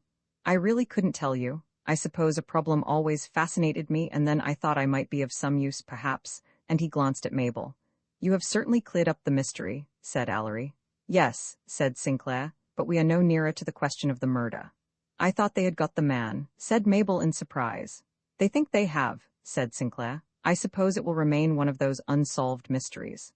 By the way, Sir Ronald, said Sinclair, starting up, can I have a word with you? I shan't keep you a minute. Oh, really, Mr. Sinclair, I think he has had enough for this evening, said Mabel. I am afraid the matter is very urgent, insisted the other. Something in his manner irritated Allery. Mr. Sinclair, he said, you must remember, please, you are a guest here and not on official duty. Are you not satisfied with the explanation you have heard? Collins interposed. Don't you think you ought to tell old John and the servants that you have come home? You know how servants gossip. Of course, said Watson. I must do that at once. Don't disturb yourselves, we don't want any solemn announcement. I will just go and tell him, in an offhand way. The old fellow will be very pleased. He got up and went out. Sinclair bit his lip. There was a silence when he had gone out. Allery cleared his throat.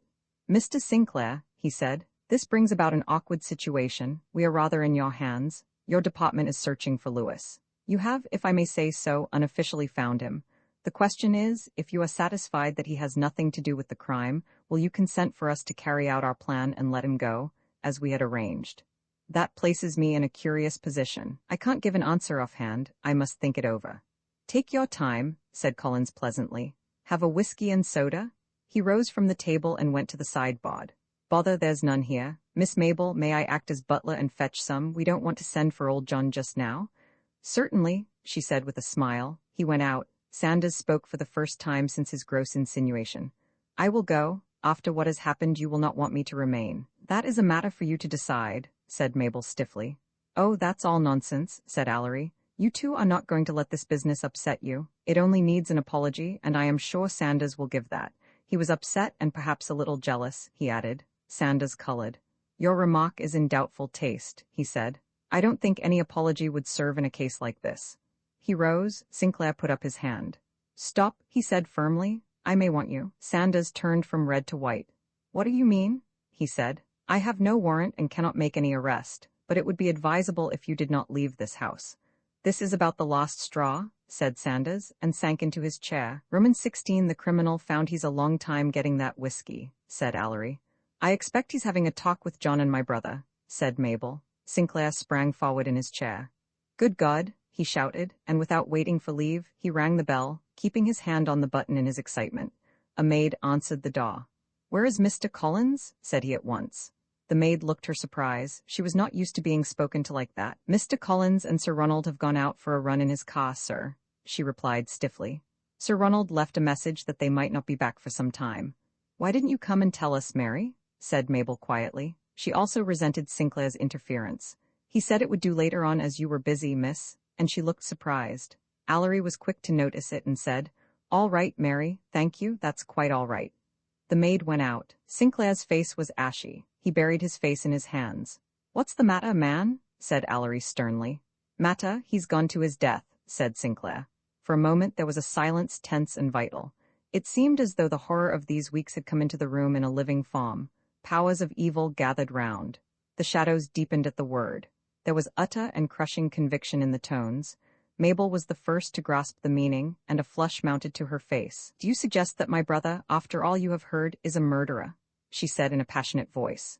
No, not for a moment, said Sinclair, but before the morning comes he will be murdered, as his father was murdered, and by the same hand. You mean? Said Allery, leaning forward. Exactly. Collins, the cleverest scoundrel we have had for a generation. Mr. Collins, said Mabel, and there was pain in the voice. I will never believe that. You must be mad. Allery rose with a grim look on his face. You have said too little or too much. We must know what you mean. The The temporary numbness passed from Sinclair, and he was the man of action. Yes, yes, of course, everything, but not now. We must act at once. You must trust to my word. I shall want all your help. First, have you a car and a driver? His energy infected the others. There's our car, said Mabel. Then get it ready at once, said Sinclair abruptly. Ask questions afterwards. Sanders, who had not said a word after his last rebuff, sprang to his feet. I'll go and see to it. Good. Can you drive? No, the chauffeur must do that. I will go. No, that won't do. I must telephone. I'll go, said Sanders quietly, if you'll tell me where to go. Sinclair looked doubtful. It's dangerous. You're dealing with a man who will stick at nothing. Have you a revolver? Yes, said Sanders, blushing at the recollection which it conjured up. Of the night he had unworthy suspicions of Mabel. Can you shoot? You are dealing with a crack shot. I'm pretty useful, said the other. Then go. Sanders went without a word. The telephone in the hall, isn't it? He rushed out and seized the instrument. Hullo, Trunks, Scotland Yard priority call. Superintendent Sinclair, he said, and hung up the receiver. Sanders came in breathless. We can't get the car to start, he said. Ah, I feared as much. He's tampered with it, said Sinclair. He seized the telephone. Hullo, that call coming through? All right, give me the police station at Wilton in the meantime, urgent. He waited a moment with the receiver in his hand. Hullo, Superintendent Sinclair here. That you, Miles? Good. Get the best car at once and come here with 2 men. Armed, you understand. I take full responsibility. Must ring off. I'm waiting for the yard. The bell tinkled and he got through. He issued rapid orders. When he put up the receiver, he turned to the others. There's one point in our favor. He doesn't know he's suspected. He has always regarded everyone as a fool, but he's a clever rogue if ever there was one, and he'll take some catching. But my brother, said Mabel, you said he was in danger. I am so sorry, Miss Watson. I was so upset for the moment. There is no immediate danger. In fact, his one chance lies with keeping your brother safe for the moment, but his life is in danger. I am bound to tell you that I have given orders for the house in Leveson Square to be watched, but it may not be there. What may not be there? Said Allery. We are all in the dock. I know, I will explain, but there's no time now. As far as I know, he's gone to London and he will not spare the car. He may not go direct in case of some such action as I have taken. Sanders came in. The car will go now, he said. Luckily the chauffeur had spare parts, otherwise it would have been hopeless, and there was evidently not much time to tamper with it. I'll get off if you tell me where to go. Oh, don't go, said Mabel with a revulsion of feeling. Surely the police can do all that's necessary? I'm going, said Sanders, and his jaw set square. There was a long account to settle with this man. Go direct to London as hard as you can. Don't stop to ask questions on the way. Go to Leveson Square. Here, take my card with you and explain to the men on duty there. If you don't catch them on the road, and I'm afraid you have a poor chance, he will have got there first. They have full instructions to act, but you must get hold of Watson and see to his safety if you can. Good luck to you. Telephone if you can. Use my name, and they will give you priority. Without even looking at Mabel or saying goodbye, he went out. Oh, my brother and Mr. Collins, this is awful. Surely there must be some ghastly mistake. You must be brave, said Allery, and wait for Mr. Sinclair's explanation. A sound was heard outside as the car shot out into the night. Too long a start, said Sinclair, looking at his watch. John had been hovering at the door and now came forward. Can I be of any service, miss? He said. No, thank you, John, said she, except you can tell the servants to keep absolutely silent about anything that is happening. They will all know in time. Meanwhile, I depend on their loyalty. The old man bowed. I am sure you may depend on them, miss, but can I get you anything? Yes, said Allery. Some strong black coffee would do us all good. I can see we are going to have a night of it. Very good, sir, said John. The sound of a car at the door was heard. Sinclair opened it, and a policeman in plain clothes entered and saluted. That's right, Miles, our man has gone to London. At least I think so. A car has just gone in pursuit, and I have informed the yard. The whole route will be watched and patrolled. They are also watching the house in Leveson Square. He has taken Sir Ronald Watson with him. The inspector opened his eyes wide. Yes, said Sinclair, we have found Sir Ronald Watson only today. He issued further instructions with a description of the car and its occupants. He gave them the number, but, he said, he's altered that, if I know him. Very good, sir, said the inspector. We'll catch him, he added cheerfully. It was not often such a chance came in his way, and visions of promotion floated before him. When he had sent them off, Sinclair came back to the others. Shall we come into the dining room? He said. I must remain here where I can be found, though I would have dearly loved the chase, he added sadly. I don't expect in the least they will catch him, but I must try everything. He sank wearily into a seat. What a day, he said. The others waited. Presently he sat up. Of course you will want an explanation, and you are entitled to one. It will help pass the time. If you are too tired we can wait, said Mabel, but she was on the rack. Her brother, the man who had been her lover, and he who had lately filled so much of her life and whom she had grown to respect even if there was no deeper feeling, were all involved. Sinclair started like a tired man, but as he went on, he warmed to his tale. Collins was a deep scoundrel, but like all such he had two weaknesses. He was so vain that he could not leave things alone. He must try daring experiments, and he regarded all mankind as fools. That was where he made his great mistake. I don't expect we shall ever know the truth, for I am certain he will never be taken alive. A great amount is still obscure. In fact, it was only this evening that I was sure I was right. Otherwise, of course, I should have acted before. The first indication I had was a very slight slip, so slight that it was almost instinct that made me notice it. He was recounting Mrs. Simmons' evidence to Boyce and myself, and he said that she had stated that Sir James had complained of feeling sleepy. Now I was sure that she had said nothing of the sort, and I took the trouble to ask her after, and she was certain he had never said so. In a curious way, this kept on recurring to my mind, but I dismissed it. Mind you, I hadn't the remotest suspicion at the time. I merely thought it curious. Then, of course, I had a letter from Sir James the day after the murder. The other two looked at him in surprise. Oh, of course, you don't know about that. He felt in his pocket and produced the letter, which he read to them. Again, I was struck with the fact that he had been anxious not to have Collins told. It stuck in my mind until recalled in a vivid manner. I was in his flat, and we were discussing the evidence of Mrs. Simmons, when he suddenly said he heard a noise, and went to the door, dramatically taking his pistol with him. Now, my hearing is very good, and I was almost certain that there was no one there. Outside the door, he found a piece of paper with a scribbled message on it. You know what that was because it has been in the papers. We searched the flat, but there was no one there. When we came back, he picked up the evidence from the floor and was reading it. He handed it back to me, and I saw that the letter from Sir James was with the other document. I could see then that he had got hold of this by a clever ruse, but I did not think it was anything more than a trick, though I did not like it. That night I stayed at his flat and had very little sleep. I went over the scene at Leveson Square, as I had done many times, and then I recalled that Collins had asked me to telephone for a doctor, and remained at the door while I called the old woman. When I came back, he had spread mats on the floor in order not to obscure footmarks. He examined the floor himself, and said there were 3 sets of footmarks, Sir James and the unknown man's, and then he said with a laugh, "And these, I think, are mine when I stepped to lay the rug," and he took off his shoes and they fitted. I was so astounded that I had to help myself to a whiskey and soda in order not to show my feelings, for the marks he found were under where the rug had been. Since he had spread it from the doorway, it must have been over the marks.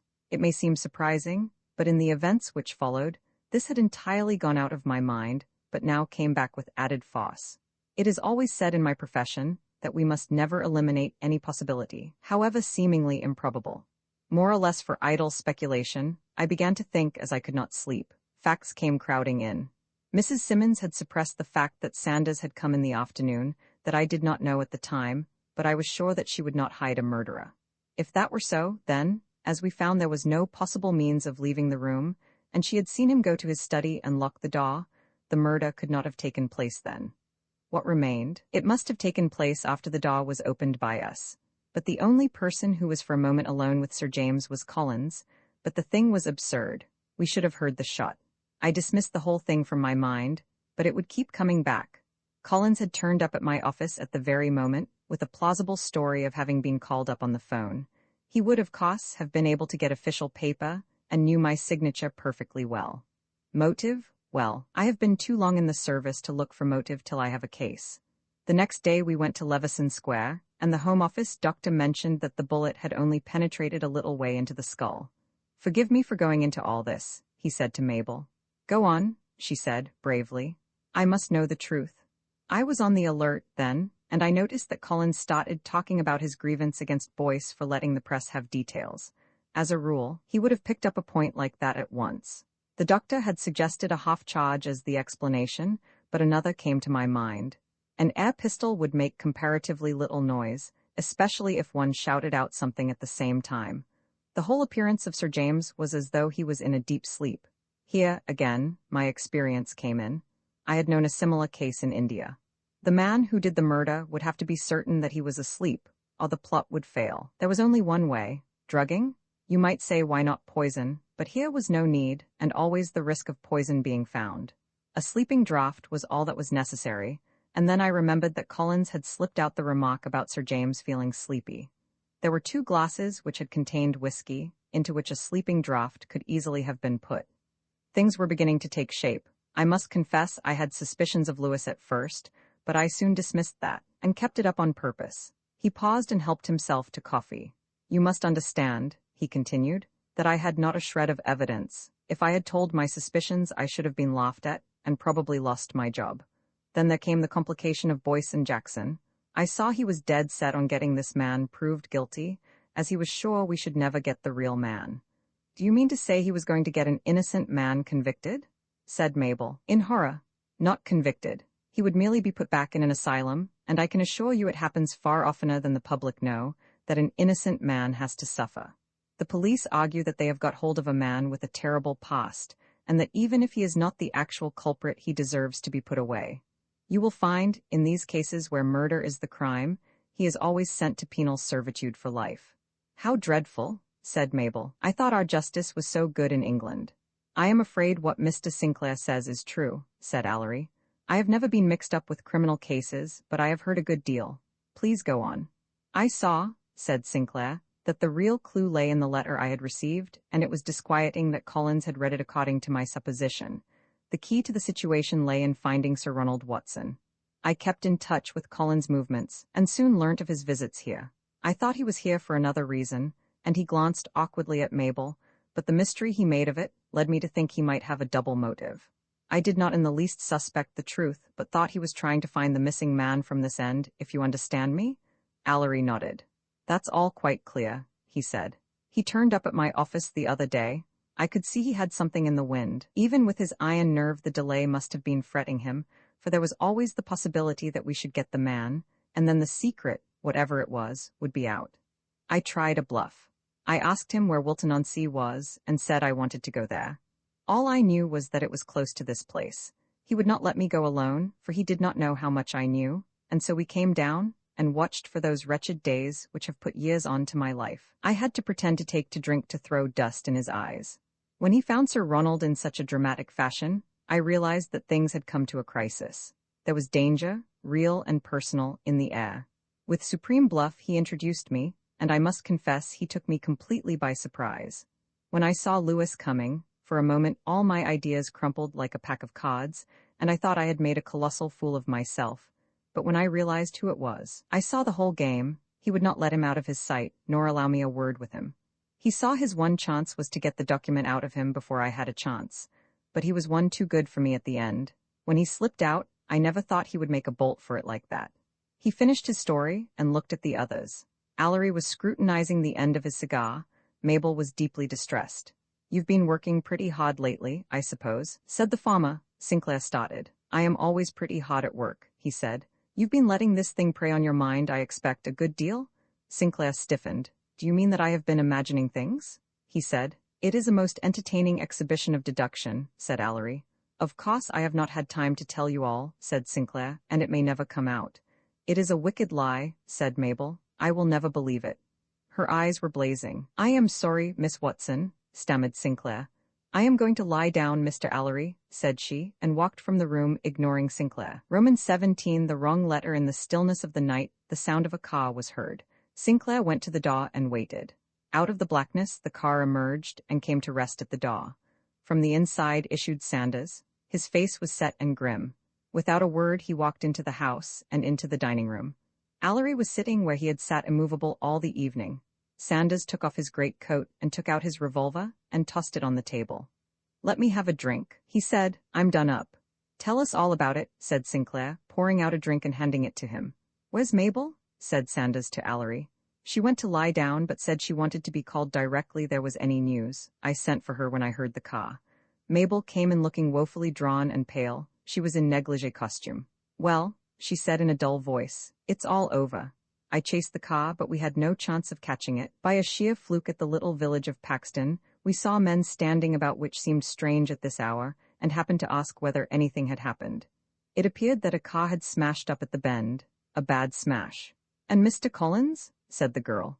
"I should have thought your first thought would have been for your brother," said Sanders. "Let's have the news," said Allery, crossly. "I am thankful to say that Watson is safe and hardly injured at all. I saw him, and he is coming on as soon as he has made his statement to the police.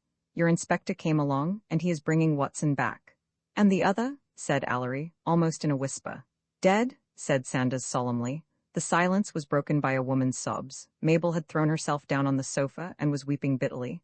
Sanders was going to her, but Allery motioned him back.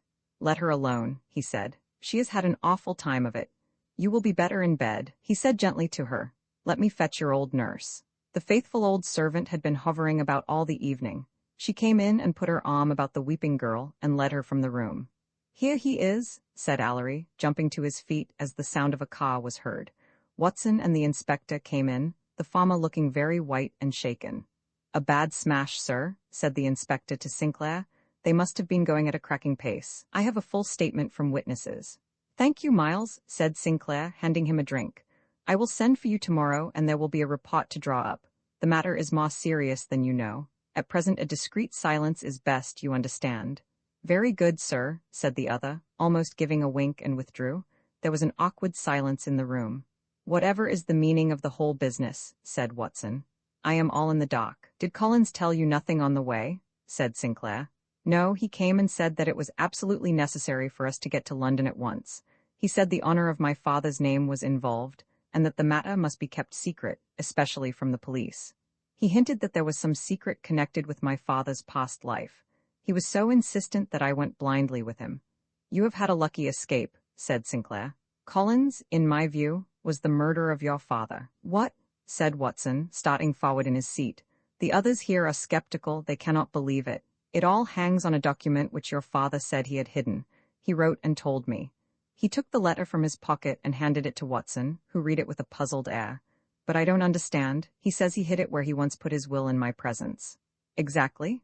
Then why did Collins want to go to London?" "To get it, I suppose," said Sinclair. "But it's not there at all, it's here," said Watson. In breathless silence he rose and walked to the fireplace. Reaching up, he turned the portrait of Sir James from the wall. Behind was the oak paneling. Sliding a panel back, he put his hand and drew out some papers and brought them to the light. One was a dusty envelope, tied and sealed. The other was new. Picking up the first, Watson said with some emotion, "When we had our last interview in this room, before I went to South America, my father told me he had made a will cutting me completely out and had left this with Mr. Allery. Isn't that so?" "That is quite correct," said Allery. "I tried to persuade him not to do so, in spite of the opinion I then had of you, but he would not make any change. Well, he told me here, he had made another dated after that. He said, 'I am going to hide it here. No one knows of the existence of this place, and I am placing you on your honor.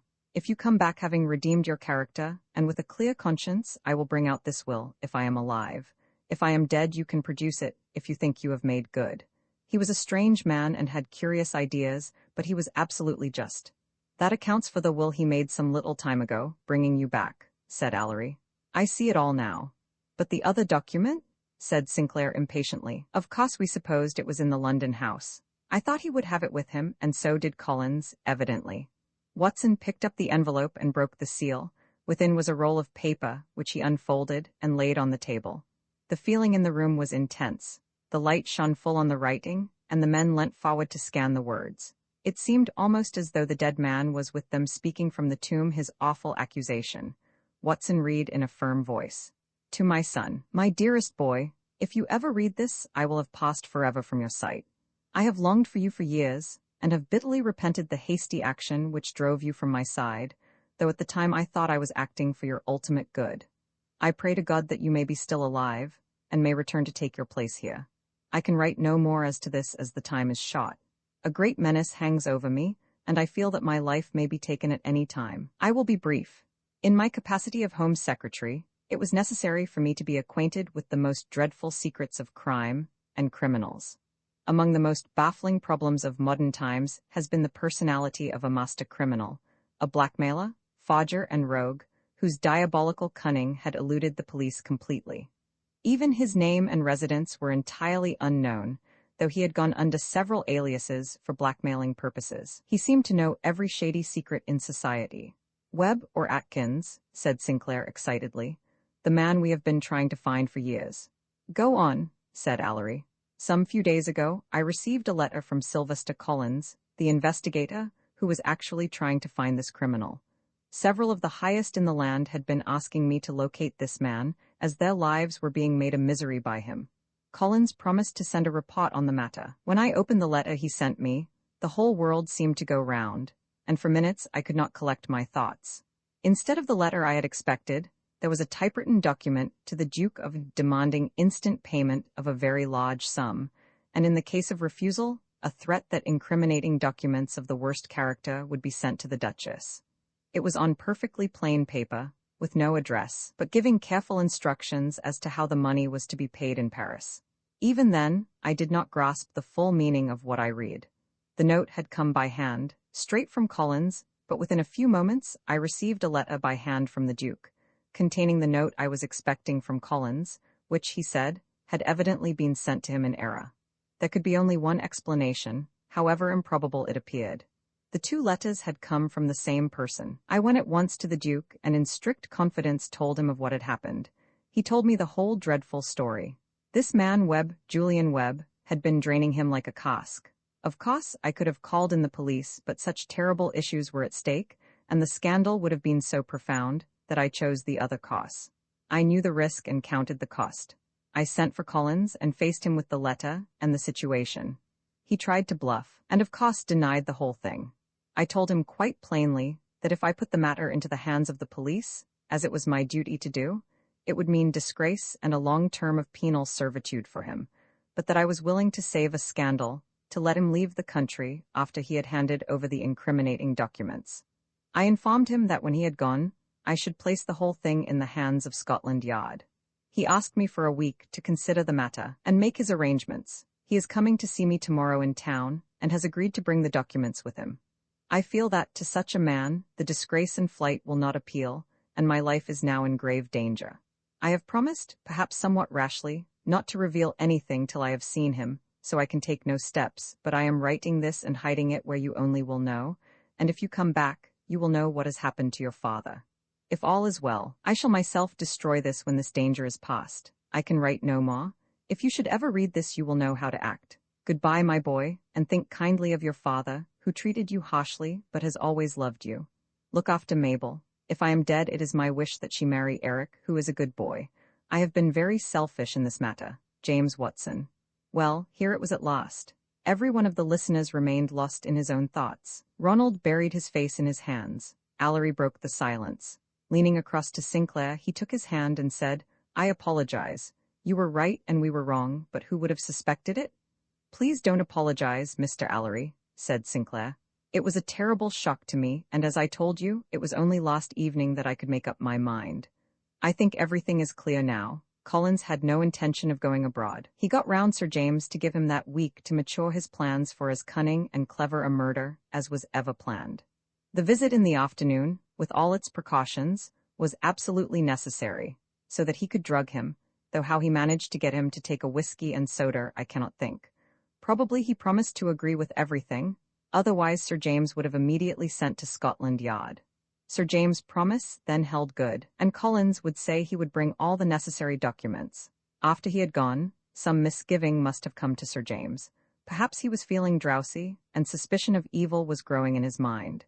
Anyway, he wrote that letter, which did not break his promise, as you see.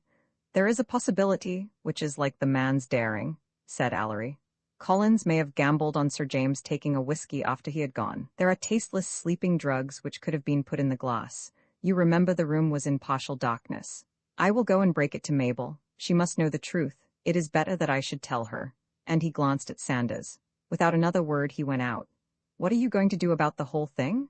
Said Ronald, turning to Sinclair.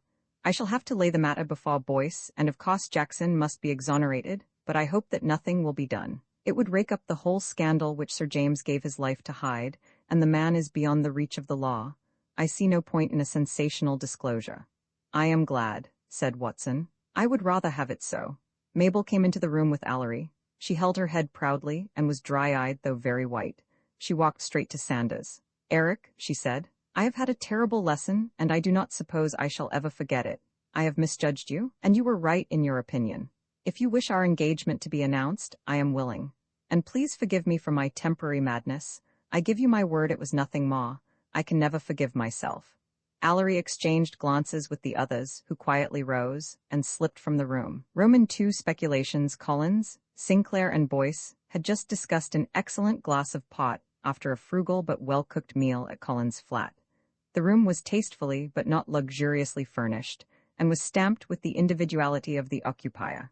Over the mantelpiece was an awe, a relic of the time when Collins had stroked his college boat to victory in the maze. Selected pictures were on the walls, but the eye was caught by Napoleon, the last phase, which seemed to dominate the room with its tortured sadness. Collins rose, rang the bell for coffee, and handed round cigars. During the meal, all reference to the tragedy of the day had been dropped by tacit consent. Now each of the men drew up his chair to the fire and prepared to discuss the affair. In spite of the heat of the day, the nights were cold. Collins suggested, with an irony which was lost on the others, that Boyce should give them the light of his wisdom on the problem. This he hastily declined, and Sinclair asked Collins to open the ball. Here he was in his element. "I will go through the facts, and Sinclair can check me." The others nodded assent. The cigars were good and the chairs comfortable. They were in the right mood for listening. "First then," said Collins, "there are 4 possibilities. It may have been suicide, but the doctor does not think that is possible. There was no blackening round the wound, and it would not be likely that a man could shoot himself through the head and throw the revolver away from him." "But what about the telephone messages and the newspaper article?" said Boyce. "We are coming to that, but they may have nothing to do with the crime." The other 2 exchanged glances. "Then we come to accident. That is a possibility. A man may have tried blackmail or to extract some secret and fired by accident. Here again the position of the body and the whole arrangement of the room are against such an idea." "Then there is only murder?" said Boyce. "Not quite," said the other. "There is first the work of a madman, but that is nevertheless murder," said Sinclair. "Yes, but we then have to proceed on an entirely different basis. If this is the work of a lunatic, it explains the telephone messages and the newspaper article. It is just the sort of thing that a madman with an inordinate vanity would do, and we need not look for motive. If that is so, our task will be simplified." The others agreed. Now we come to the 4th. A cold-blooded and deliberate murder, of which each detail was planned beforehand so accurately that the criminal had the effrontery to inform the press before it was done. "That is the most probable," said Sinclair. "I agree, but we must not lose sight of the others. Now for our facts. At some time before 2:30, when the box was cleared, a letter was posted at Westminster Bridge Post Office, the contents of which you know. At 3:00 a man calls on the Home Secretary, who is either expected or well known to Sir James." "How do you know that?" said Boyce. "Surely," said Collins, "he opened the door himself and takes him straight to his library. This man may have been the actual murderer or not. We are here going on the statements of the housekeeper, which may turn out to be a tissue of lies, but I do not think so. She is not a good enough actress for that. This man stays for half an hour and is let out by the Home Secretary. After that, Sir James writes a letter and posts it himself. He returns and goes to his room complaining of feeling sleepy." "Did he?" said Sinclair. "I did not hear that." "Certainly," said Collins. "Mrs. Simmons said so, if she is reliable." "Very good. He locks himself in and asks not to be disturbed. Here he remains, as far as we know, till the murder takes place. We find the door locked and the windows fastened, with no apparent means of escape. There is no one in the room." "By Jove, he was a cool hand," said Sinclair. "All the time he was talking with Sir James, the letter was on its way to the Central News, and might have arrived. He must have calculated things pretty well." "Undoubtedly, and he probably knew that there was no telephone in the house." Collins got up and handed round the cigar box. When he resumed his seat he continued, and his face was grave. "A Home Secretary is very open to attack. He may have refused to pardon a criminal, and the man, when he comes out from penal servitude or imprisonment, will seek revenge. He is always getting threatening letters. Then there are murderers whom he reprieves, and the relatives of the murdered man may seek revenge. Again, there are political fanatics. You remember the Phoenix Park murders." "Of course," said Boyce. "The whole staff will be put on tomorrow to investigate this side of the question." Collins nodded. "Then there is a personal revenge. His life appears to be a blameless and honorable one, but one never knows. There are skeletons in the best of cupboards." "There was a ne'er-do-well son," said Sinclair. Chut, don't let's come to any personalities until we have more data. We shall be following wandering fires. Sinclair was not to be silenced. What do you make of the behavior of Lewis when I asked him to come with me? He said. I don't pretend to make anything of it. It may have the most natural of explanations. I have never known him to behave like that before, he persisted. Collins ignored him. We have 5 things to bear in mind, or shall I put it, we have 5 questions to answer. Who sent the letter to the Central News, and for what object? Who called us up on the telephone, and why? Who was the man who called at 3? How did the murderer get in, and how did he escape? What was the motive of the murderer? You've left out the most important of all, said Boyce. Who was the murderer? Yes, of course there's always that, said Collins with an indulgent smile. You've put it very well, said Sinclair, who was in a genial mood after Collins' excellent fare. We must find out all we can about the letter and envelope. It was a most extraordinarily good forgery, that signature, said Boyce. I would have sworn in any court it was yours. Sinclair's face flushed. Are you suggesting anything, sir? He said. Of course not, my dear fellow, only it was, wasn't it? Then you must try and find out about the telephone calls, intervened Collins. I shall have Mrs. Simmons up to the yard and take down a full statement, said Boyce, anxious to show he had a grasp of the situation. All right, I must put a few things together and get off. We will each carry on with our own line of research. And he went into the next room. Has he got something up his sleeve? Said Boyce. It's not like him to go off when there's an interesting problem to solve. It can't be just to break the news. He knows nothing of these people. He's pretty deep, and it may be he saw something that I didn't, said Sinclair, modestly. He seemed to think Mrs. Simmons was holding something back. Collins came back with a small suitcase. I will let you know when I am coming back, he said, and we will meet and compare notes. This will make a most almighty stir, and if the Prime Minister thinks it is the work of an ex-convict or anything of that sort, you will get it hot. Boyce made a wry face. I am afraid so, he said. Roman 3 at the Vale. The Vale was situated in one of the lovely valleys of North Devon on the borders of Somerset. In the distance could be seen the Mendip Hills.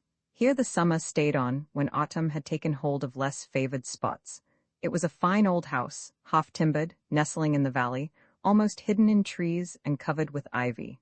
The gardens had been the special joy of Sir James Watson. It was here he led his simple home life away from the factions of Westminster and the labours of his thankless office. He was a cold, haughty, reserved man, with few friends. His one joy in a rather lonely life was his daughter Mabel. Like so many widowers with an only daughter, he was somewhat selfish, and could never believe that she had grown up.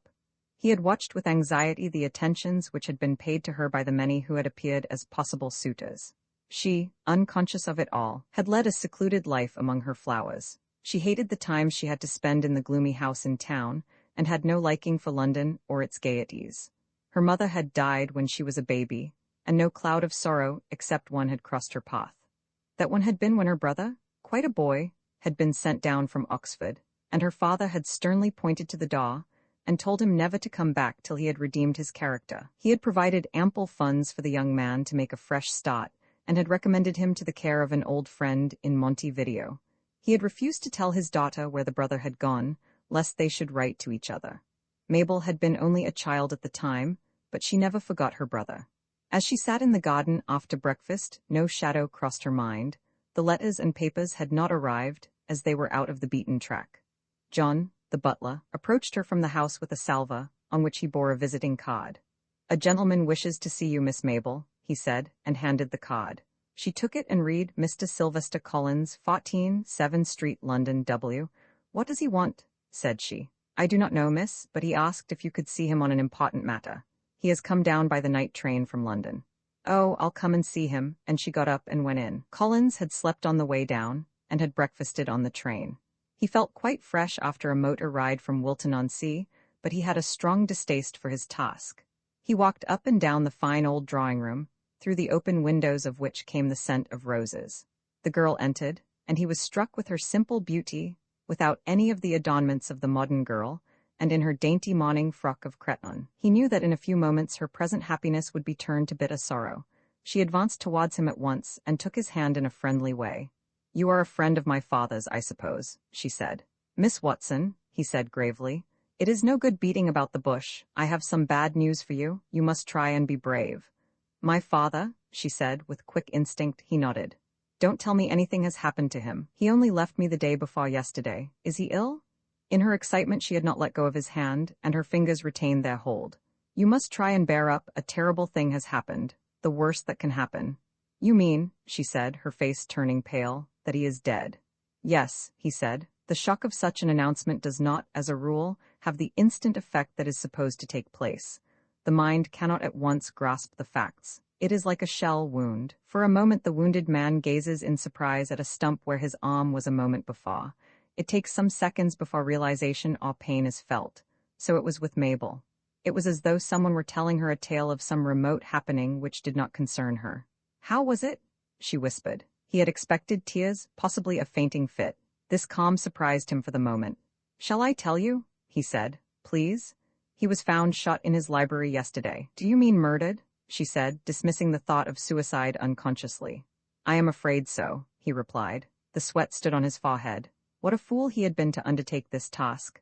And you have come to tell me about it? How kind of you, she said, as in a dream. He saw this could not last and with quick instinct rang the bell. The door opened, and an old servant with a sweet face came in.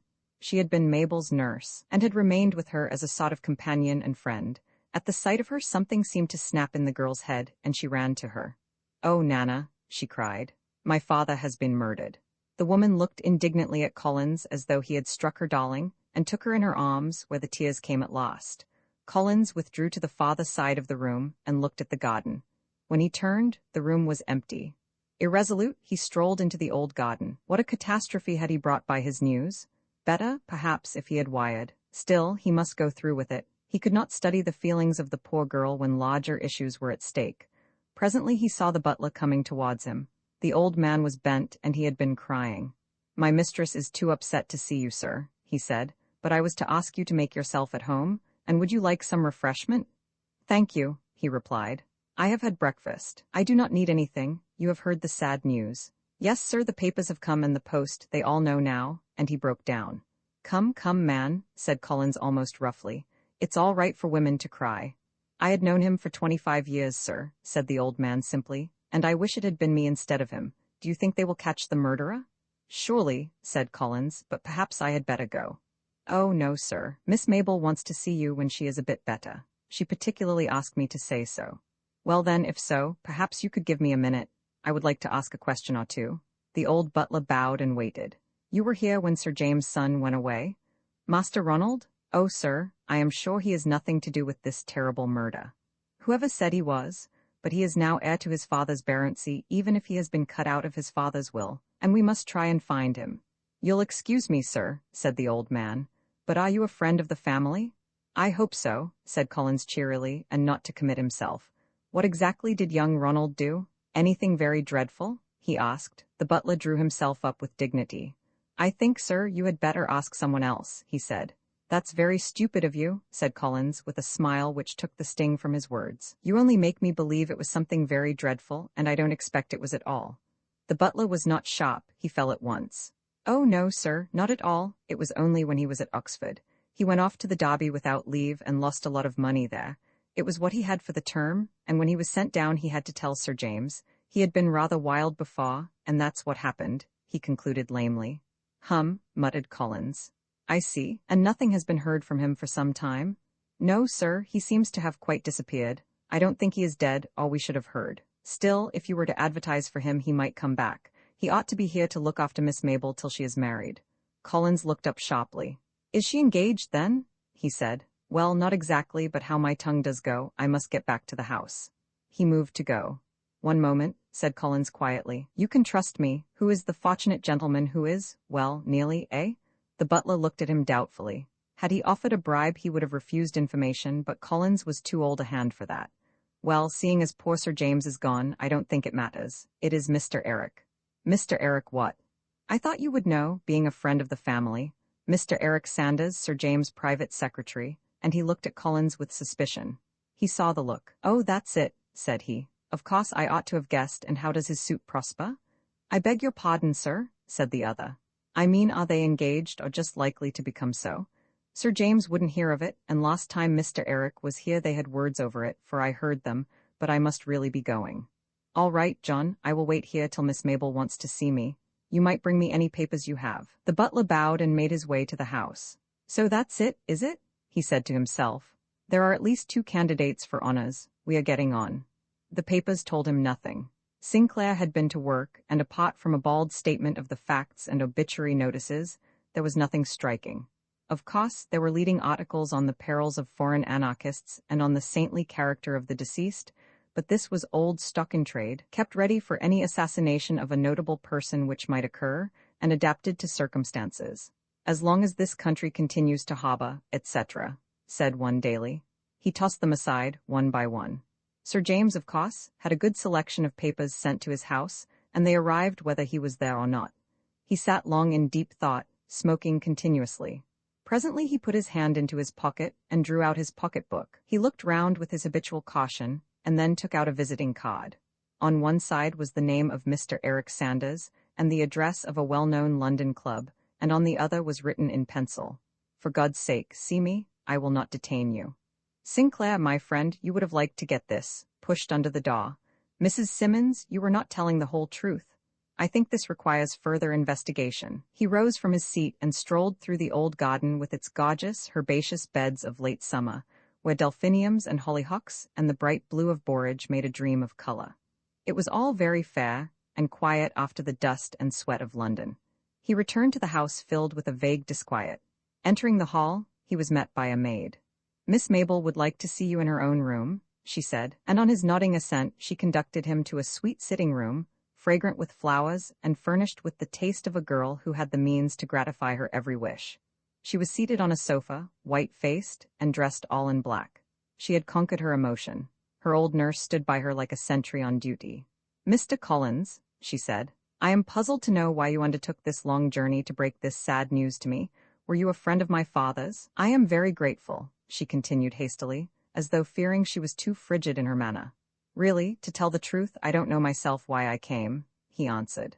"When this terrible event happened, your old housekeeper was quite unnerved, and there seemed no one to undertake the job. It did not seem right that you should see it first in the papers, or get a telegram. I am much obliged to you. You must not think me ungrateful, but of course I am rather upset at present. I have read what the newspapers have to say. Perhaps you can tell me, Ma?" And she motioned him to sit. "I won't go into details, Miss Watson," he said. "The accounts in the papers are accurate as far as they go. I can, however, tell you this. Your father did not suffer at all.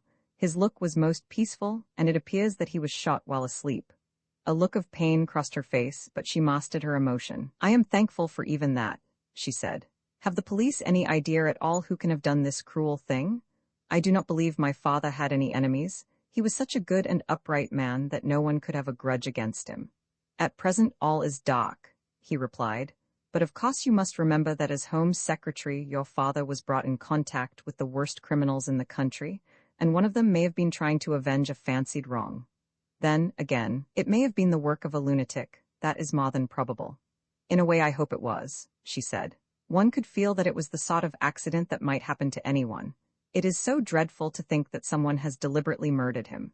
She stumbled over the ill-omened word and nearly broke down. The watchful nurse came near and laid a hand on her head. A look of gratitude shone for a moment in her eyes, and she reached up and took the hand in hers. It was a pathetic picture.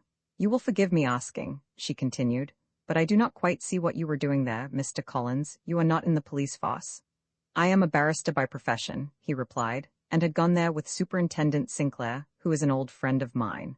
Now, can I do anything for you before I go? You will forgive a stranger saying so, but you seem so entirely alone. Oh, I know you have the most loyal and faithful servants," he added hastily, "but you don't seem to have a friend to help you. Haven't you some relation I can wire for?" "I have no near relative. We have led a very secluded life. You see, we are so much in town. My father had many acquaintances, but no real friends. Those who did not know him thought him very reserved. He was not really so, you know." "You were an only child," he said carelessly. "Mr. Collins, I am going to tell you, it will all come out now. I had a brother, 10 years older than I. He quarreled with my father. It was nothing very dreadful, but father thought he was doing no good and getting into bad company, so he sent him off to South America. For some years now we have lost sight of him.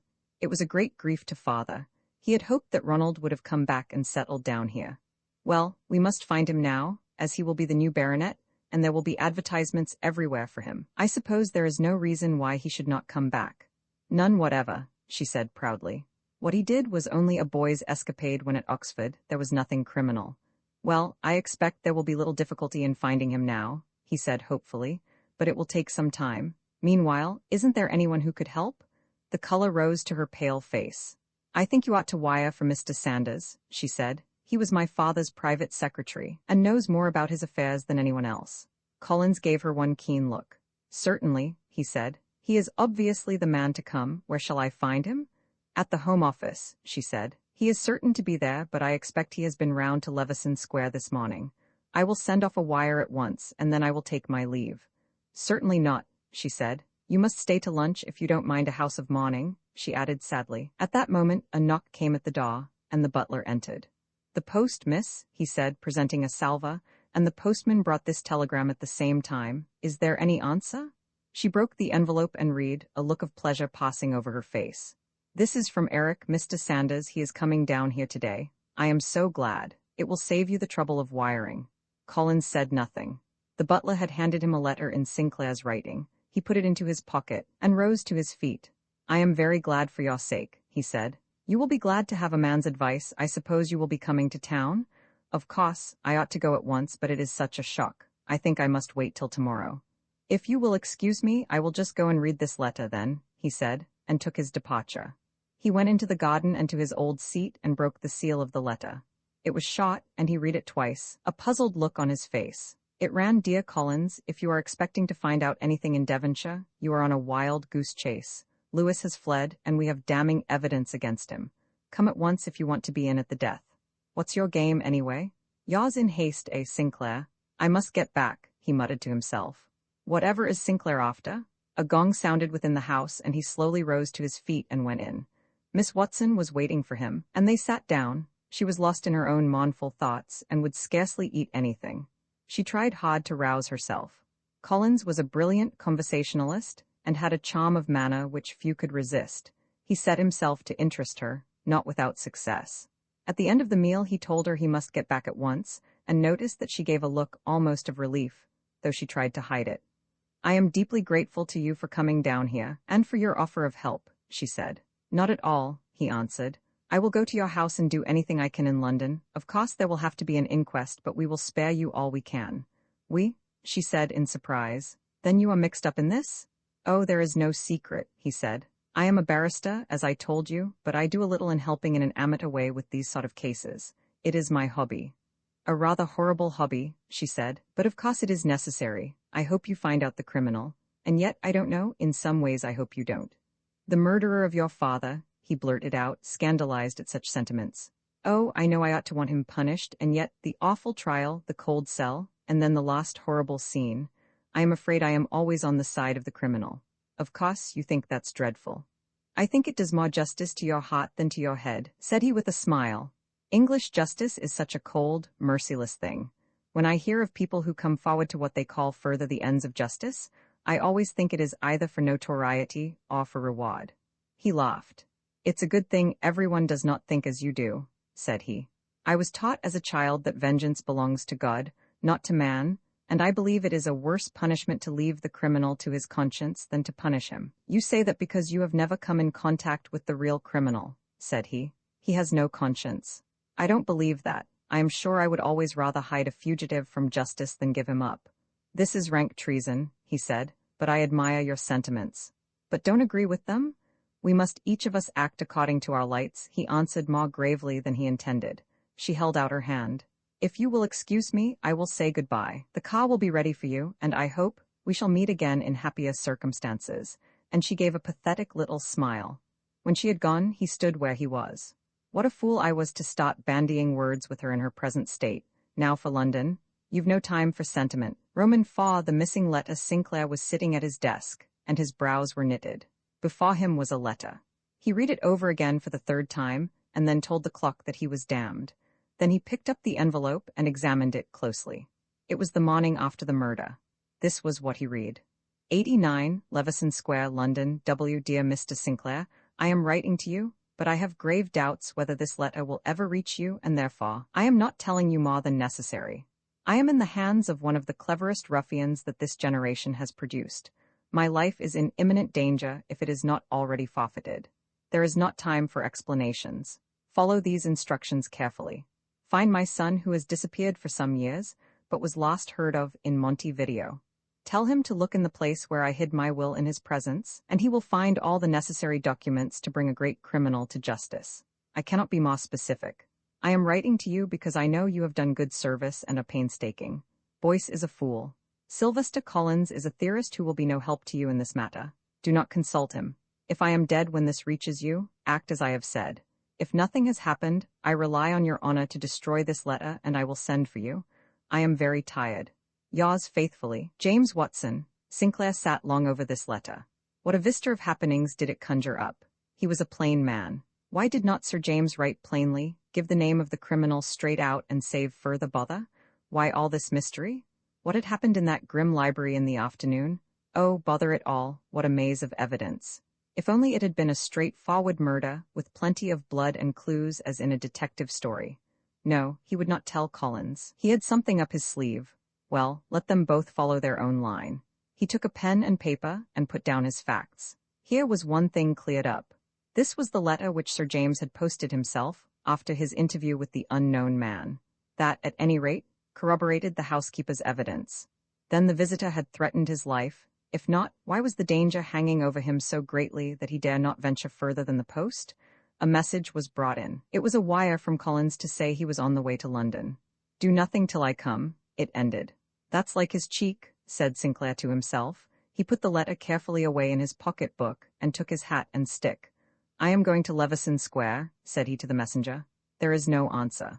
Once inside the house, through the usual morbid crowd who gathered outside, he met the plainclothes officer on duty.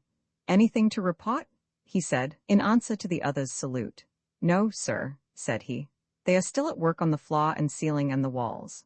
A gang of expert men had been engaged to search for a means of exit from the room by which the murderer had escaped. There had been found no trace of a secret door, or so much as a crevice through which a mouse could get. They had even ripped up all the boards and taken off the oak paneling from the walls. The ceiling had been examined all over, and the chimney sounded. There was nothing. Have you found anything in the nature of a letter or anything, anywhere? He asked of the man in charge. Nothing, sir, but we can search all the furniture and books. Please do so. It is of great importance, and say nothing about it to anyone. Very good, sir, said the man who was keen on this job and wanted to stand well with the superintendent. Sinclair addressed the plainclothes officer. Has the body been searched? Yes, sir. All that was found on him has been put on the dining-room table. Good, he said, and went into the room. Here were all the little things a man carries about with him, which look so pitiable when he is dead. A fountain pen, pocket-book, cigar case, and a leather case containing a miniature of his dead wife and his daughter. Via mysterious visit by dining on the train, Collins had just time to do a Gilbert and Sullivan opera. He had a seat permanently booked, which was to be disposed of if he did not turn up in time. After the excitement of his daily life, he found these plays, which he knew almost by heart, very refreshing. It was the dear old yeoman of the guard this night, and he lay back and listened with his eyes half shut, absorbing the delicious tunes like a rare old vintage. It is easier to die well than to live well, for in sooth I have tried both, says Colonel Fairfax. How many cases he had come across in his work where this was true. Some of the worst of men had earned the admiration of men by their brave end. He made his way home in the purple night through back streets and half-lighted squares, which he always preferred to the rush and dazzling brightness of West London, when he had thinking to do. He arrived at his flat to find Sinclair waiting for him, as he had almost expected. You're a nice fellow, said the latter. I've been waiting for you for over an hour. Your man did not know where you had gone. Anything wrong? Said the other, carelessly. Wrong, said Sinclair. I should think there was. You can't have a Home Secretary murdered for nothing.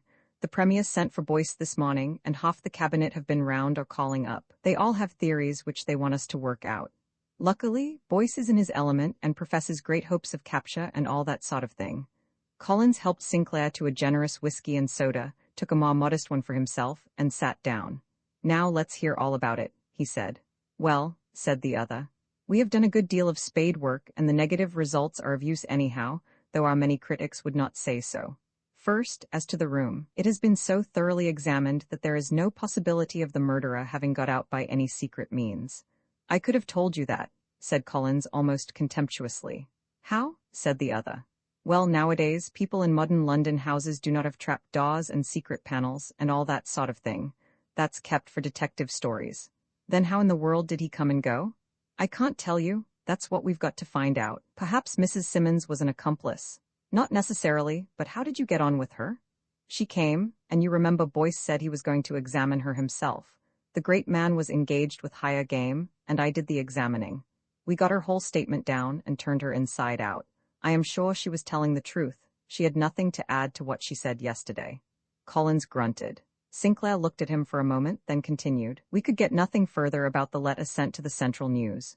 It was, as you said, posted at Bridge Street, but of course no one can say any more than that.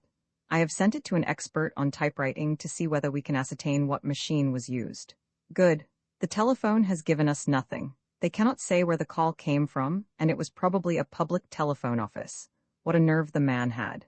Yes, but it was clever. Haven't you noticed that where there is nothing but the bare deed, it is easier to concentrate on that, but all these extraneous matters lead one away from the essentials. Now, I see you are dying to tell me. What about Lewis? Sinclair gave a start. This man's instinct was uncanny. As I told you, Lewis has bolted. He did not turn up again yesterday, and I sent a man to see if he was ill. He had gone home, coolly packed his things and paid his bill, telling his landlady he would not be back, and gone. And so you think he is the murderer? It is suspicious, but you have not heard all. Of course this, coupled with his curious manner the day before, caused me to make inquiries. 2 important facts have come to light. On the afternoon of the murder, he told his typist that he was going out. He was very restless and said he could not work, and then he seemed to come to a decision and said, I must go and see Sir James Watson, and took his hat and stick. When was this? Said Collins, leaning forward. About 2:30, and he did not return till just before I sent for him after the telephone message came. Collins laughed. Then you suppose that, having planned the murder and written the letter saying that it had taken place, and posted it, he tells his typist he is going to do it and comes back in time to call you up and me too, and then answers your bell. I suppose nothing, said Sinclair, nettled. I am giving you facts and I haven't done. Fire away then. When we searched his rooms after he had gone, his landlady said he always kept a revolver in the top drawer in his bedroom. The day before yesterday, she saw him take it out and put it in his pocket. My dear fellow, this is too crude for words. Couldn't he have shut his door or taken some precaution? Of course I know that, but it is this sort of mistake which hangs men. Well, go on. That's all, but it is enough to go on for me. Why has he fled? Tell me that. My dear fellow, let me demolish your house of cards. First, would a man who is so cool a hand that he can do what he has done, show nervousness and fright when asked to go to the house? Would he not rather welcome the chance, as these vainglorious murderers invariably do? Perhaps. Then, from what you tell me, he seems to have made up his mind to go and see Sir James suddenly. That doesn't fit in. How did he get into the house and out again the second time? It's no good asking questions. He may have had accomplices for all we know. Ah, now you are opening up a new question altogether. We have rather assumed that there was only one man in it, but let's keep to Lewis. All right then. He had access to official paper and knew my signature well. He had letters of mine and could have copied it. Then he knew my habits and where I should be found, and he knew where to find you. He might even have called up from the yacht itself. That's one to you, certainly, said Collins. I can see Lewis having a thin time if you catch him. What do you know about him, anyway? Nothing much. He has been here for 3 years. He came from a merchant's office and applied for a clerkship. He was well recommended and was always keen on his work and very reliable. So I took him on as my right-hand man and confidential clerk. He was known there as my familiar. That's all straightforward. Have you taken any action? I have sent a full description of him to the papers and posted him as wanted. Oh my God, said Collins, jumping up. When will you people learn the folly of this? You know what will happen? First, you put him at once on his guard. Then we shall have letters from Tokyo and Leningrad, besides Brighton and Battersea, from people who have seen him and talked to him. You know that always happens, and if, by any chance, he is guilty, we shall have his body washed ashore by the Thames in about a month's time. Or, he added grimly, possibly if he is innocent. Well, that's the official procedure. I cannot go behind that, especially in a case like this. Collins laughed and sat down. It may not be a bad thing, he said. It may put the murderer into a false position of security. You don't think much of this, then? I reserve judgment, but if you are right, he was one of the cleverest scoundrels of this generation. Sinclair started. The words were the same as in the letter he had received, and which was burning in his pocket. But you, what did you find in Devonshire? A charming house and a charming girl. It was a rotten job to have to break the news to her. Then why on earth did you go? Oh, I learnt some interesting facts about the family. It's a dark business altogether, and the worst is that we shall have no peace till it is solved. I have had our staff working all day tracing the movements of well-known criminals who are at large, and any who may have had a grievance against the Home Secretary. Also of any lunatics who are at large, and, as you know, there are many of them. They smoked in silence for a while. Have you any clue at all? Don't tell me if you would rather not, but I fancied you were holding something back, said Sinclair. You have asked me, and I will tell you, I have. The only reason I have not confided in you is, not from lack of confidence, but because I was afraid of just such action as you have taken in the case of Lewis. You see, you are bound to do certain things by your position. If this develops, I will tell you. Thanks, said the other, his face clearing. Did you notice anything curious in Mrs. Simmons' statement? Said Collins, after a few minutes' silence. In what particular? I commend it to your notice. She said that when the unknown visitor had been with Sir James for some time, she heard a ring from the library. When she went upstairs, Sir James was showing the visitor out. If so, who rang and why? Just a moment, I have the statement here, and he pulled out his pocket-book and took out a folded paper. Here we are. Yes, you are quite right, I did not notice it at the time. You think that curious? I think it. Hush, what was that? What? Said the other. I could have sworn I heard someone moving. Your man, probably. I heard nothing. My man does not live in. Don't move. He got to his feet without noise and went to his desk. Opening a drawer, he took out an automatic pistol and went to the door. With a swift movement, he flung it open. Outside was darkness. Collins turned on the light and looked around. Nothing, he said. Must have been my imagination. Hullo, what's this? He stooped down and picked up a piece of paper from the floor. It was a sheet torn from a pocket book, and he brought it into the room, closing the door carefully. Read that, he said, and for all his coolness there was a tremble in his voice. You are both on the wrong track, poor fools, and that was all. Come, said Collins incisively. We must search the flat. It did not take long, as the flat was not a large one. There was not a trace of anyone, and the door was fast. Well, well, things are getting lively. We have to deal with a pretty customer. We shall have to look out for ourselves. Sinclair was white. He got up and helped himself to a whiskey. Collins picked up the statement of Mrs. Simmons from the floor and read it carefully through. Then he folded it up and handed it back to Sinclair. Was there anything else found on his person of interest? He said. Yes, said Sinclair, and took from his pocket a leather case. The other things were just the ordinary things a man carries. They are at the house. This I brought with me. It contains miniatures of Sir James' wife and daughter. She is a beautiful girl. You saw her today? Collins looked at the miniature long. It showed Miss Watson as a very young girl, with quaint curls encircling her face, but from the eyes there looked out the same brave innocence, and there was the wistful curve of the lips which he had seen in the girl of today. He turned to the other picture, and gave a start. An intent look came into his face, and he looked long and earnestly. Sinclair looked up. They are very much alike, aren't they? He said. Anyone would know them for mother and daughter. Do you know, when I saw that photo miniature, I almost seemed to recognize it. There is something familiar. Collins composed his face before he answered. The likeness is striking. It's very strange, he said. Strange? Said the other. Yes, strange, because I, too, seem to recognize it. I saw her portrait at the Vale today. Perhaps that is why it looks familiar, said Sinclair. Perhaps, said Collins carelessly, but his eyes were still on the picture. You had better stay here for the night after what has happened. It's very late, and it's no good playing the fool, he said. Do you know, I think I will. No one is sitting up for me. Good, I shan't be sorry to have you, and he laughed. We can go to Leveson Square tomorrow, or rather today, he said. Let's turn in. I can rig you out. He rose and turned to the door, slipping the leather case into his pocket. It was not the first time that Sinclair had accepted Collins' hospitality, and he knew from experience what an excellent host he made. VI at Leveson Square, the blinds were drawn at the house in Leveson Square, and a crowd was still gazing up at the blank windows. There is always something gruesome in drawn blinds, and the policeman standing at the door added to the air of mystery and dark deeds. Collins and Sinclair, refreshed by an excellent breakfast, arrived in Collins' car. They had been to the yard first. Within, the appearance of the house was as though a bomb had been dropped. All the oak paneling from the library was piled in the hall, with furniture and books. The library door was open, and the floor was covered with plaster. The men had made small holes in the ceiling at various places, as well as having examined the floor above. The search had been very thorough. In a room upstairs lay the silent figure of the dead statesman. It had been decided that the body should remain in the house, and the doctor's examination had taken place at the house. A Home Office expert had conducted this, and the fussy little doctor, who had been summoned at the first, had wormed his way in to assist. He was full of importance. They met the doctors in the dining room.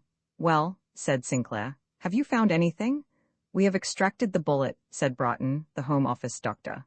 "As might have been expected, it fits the empty cartridge and is exactly similar to the other 5. "What a pity," said Collins. The doctor looked at him in surprise. Sinclair gave a laugh. "Nothing straightforward satisfies Collins," he said. "He loves mystery. He would have liked you to have found a rifle bullet or no bullet at all." "There's no accounting for tastes," said the other. "For my part, I am glad enough when I find things fitting in." "And that's all?" said Collins. "There's one thing I can't make out. It's probably nothing, but it's queer. I have had a very extensive experience with this sort of thing, as you know. The bullet had only just penetrated the brain.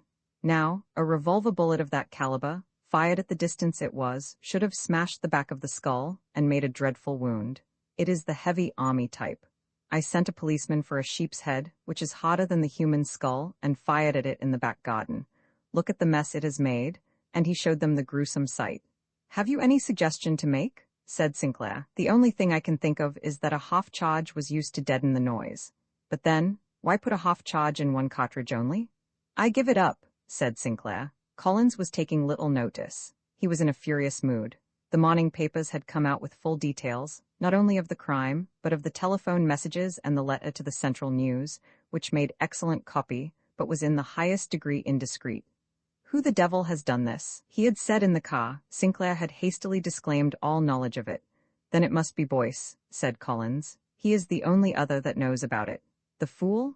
Presently the man himself came in, puffing and blowing, for he had walked. Collins tackled him at once. "I say, Boyce, did you tell the press all those details which have come out today?" Boyce looked uncomfortable.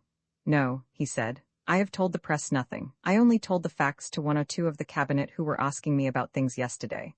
"Then you've put your foot into it properly," said Collins, bluntly. Boyce began to bluster after the manner of a man who knows he is in the wrong.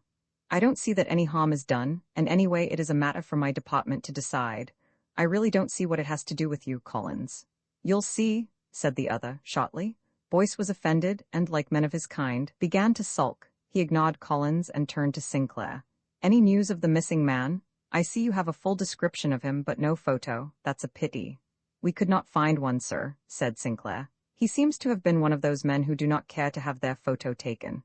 "Suspicious, very, that," said Boyce. Collins laughed contemptuously. Boyce shot him an angry look. "We must lay him by the heels soon. He won't be able to get out of the country," he said in a challenging way. "I don't think we can do any more here," said Collins. "You've searched all these books and the furniture for any documents?" said Sinclair. "What do you expect to find?" said Boyce. "One never knows," said Sinclair hastily. The man addressed said, "Yes, sir, and we have been through all his papers as you told us. There appears to be nothing of importance." He was very methodical and did not appear to keep any private documents here. "Perhaps they are in Devonshire. We are trying to find the whereabouts of the new baronet who was last heard of in Montevideo," said Sinclair. "I see you are," said Boyce, "but I should have thought that would have been for the relatives to do. It does not seem a Home Office matter." "Perhaps not," said Sinclair, "but as he was Home Secretary." "Exactly, as an act of courtesy, perhaps," and Boyce assumed a manner of importance. He had become a prominent man in the last few days. Sinclair breathed a sigh of relief. He was thinking of the letter which he had no intention of showing to anyone else. There was a ring at the door, and the policeman on duty brought in a telegram. "For you, sir," he said, handing it to Collins. He read it while the others watched. Not a muscle moved. "No answer, thanks," he said to the policeman and put it in his pocket. "Anything important?" said Boyce officiously. "Oh, no," said the other. He turned into the library and looked round. "What the devil is he doing with telegrams sent to this house?" said Boyce, irritably. The remark called for no answer. The telegram was from Miss Watson to say she was coming to town that afternoon, and would he meet her. It did not ask for an answer, which pleased him somehow. He strolled out of the room and said, "What a pity some of our spook merchants cannot come and make an incantation or beat tom-toms or something, and conjure up the scene for us. It would be most interesting." "What is more important than mere interest," said Boyce, "is to bring the criminal to justice." "Oh, I suppose so, but it's so dull when the problem is solved. especially if it turns out banal. It's like a game of cricket when you expect an exciting ending, and the other side all get out for about 20. I am afraid I do not play cricket, said Boyce curtly. Collins eyed him.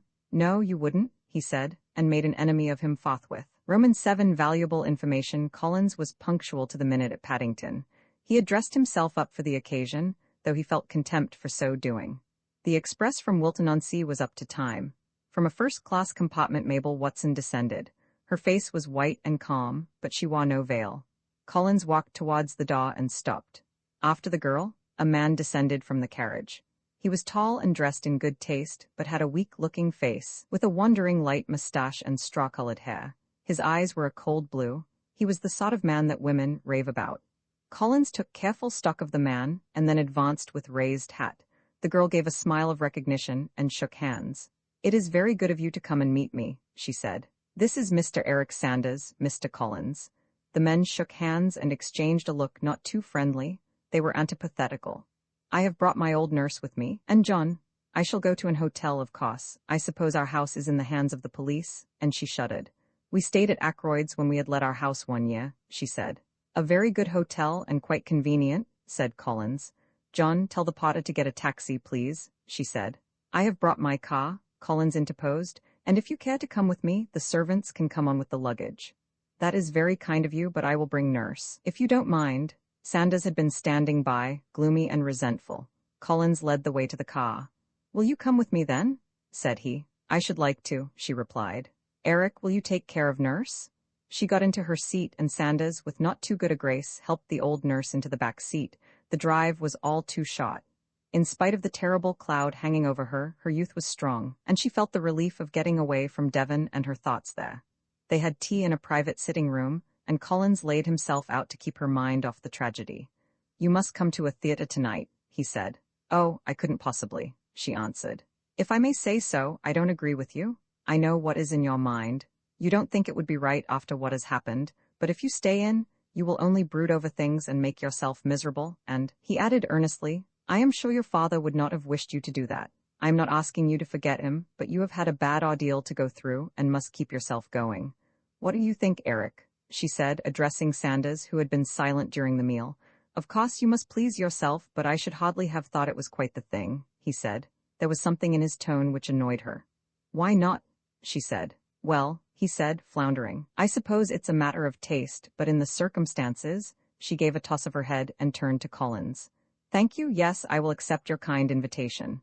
"I hope you will join us too," said he politely to Sanders. For a moment he was about to refuse, then he said, "Thank you very much. Then I will get a box for Fa. Of course, nurse will come as well." "That is very kind of you. It would be a great treat for her. Only in that case you must both dine here first. You know I feel very guilty in doing this, but it will only be a very quiet dinner." "I quite understand," said Collins, "and I will get a box for Gilbert and Sullivan's. I know the management there, and it is just what you want, something soothing and not too gay. Now, I know you will want to go to Leveson Square. I will go and see that everything is all right for you there. Come on, in about half an hour's time." He saw with a thrill of pleasure the look of gratitude come to her expressive eyes. After he had taken his leave, she turned to Sanders. "I think you might be a little more gracious to Mr. Collins. He is most kind. You seem to have made great friends with him at short notice," he said, churlishly. She bridled up. "And if I have, I suppose I can choose my friends, and forget the old one for the new." "What nonsense. You are behaving like a spoilt child. I have watched you all the time. What do you know of this fellow, anyway? He is only a sort of policeman. I suppose he didn't tell you that. If it is any satisfaction to you, he did, and perhaps we had better stop discussing Mr. Collins any more." He got up and wandered round the room. "I suppose I had better go," he said. Her lip curled with contempt. "You can please yourself, but I should hardly have thought that my oldest male friend would have deserted me at such a time. Forgive me, I will say no more. Of course I will stay with you." "All right, it is time we started for Leveson Square." "What a brute I have been," he said. "I ought to have thought of you." "Would you fetch a taxi?" she said. Collins was at the door when they drove up. He bowed slightly to Mabel, in the deferential but not subservient manner of a courtier. "Everything is ready for you," he whispered. "I brought your old nurse with me. I knew you would like to have her here. She is waiting in the bedroom." She felt a sense of pleasure at the thoughtfulness. "I will go up," she said. The two men were left alone in the hall. "I suppose you know this place well," said Collins carelessly. Of course, I was private secretary to Sir James, said the other, stiffly. Collins lit a cigarette and offered his case. The other could not well refuse. Thanks, said he. This is a wretched business, said Collins. It is very terrible, but of course you are used to these crimes in your profession. Yes, he said solemnly, and we get used to all kinds of criminals, and he looked into the empty library. Have you any theory as to who did the murder? Said Sanders. I never allow myself the luxury of theories, said Collins. Prig, said the other under his breath. It is strange how the murder escaped, isn't it? Said Collins. I wonder if you ever heard tell of any secret doors or trap doors, or anything of that sort.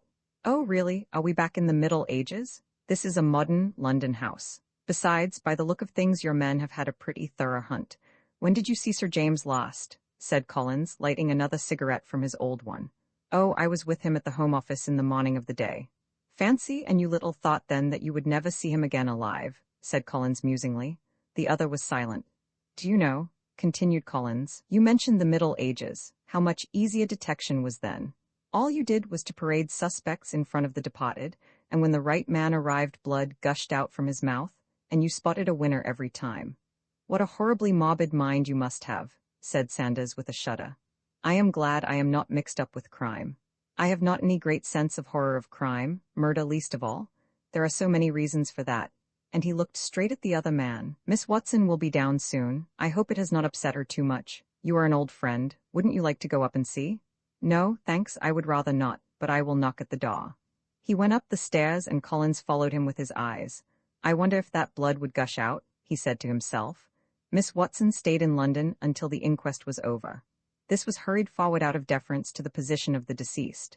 She had to give evidence of identification. There was nothing fresh in spite of the efforts of those engaged on the case.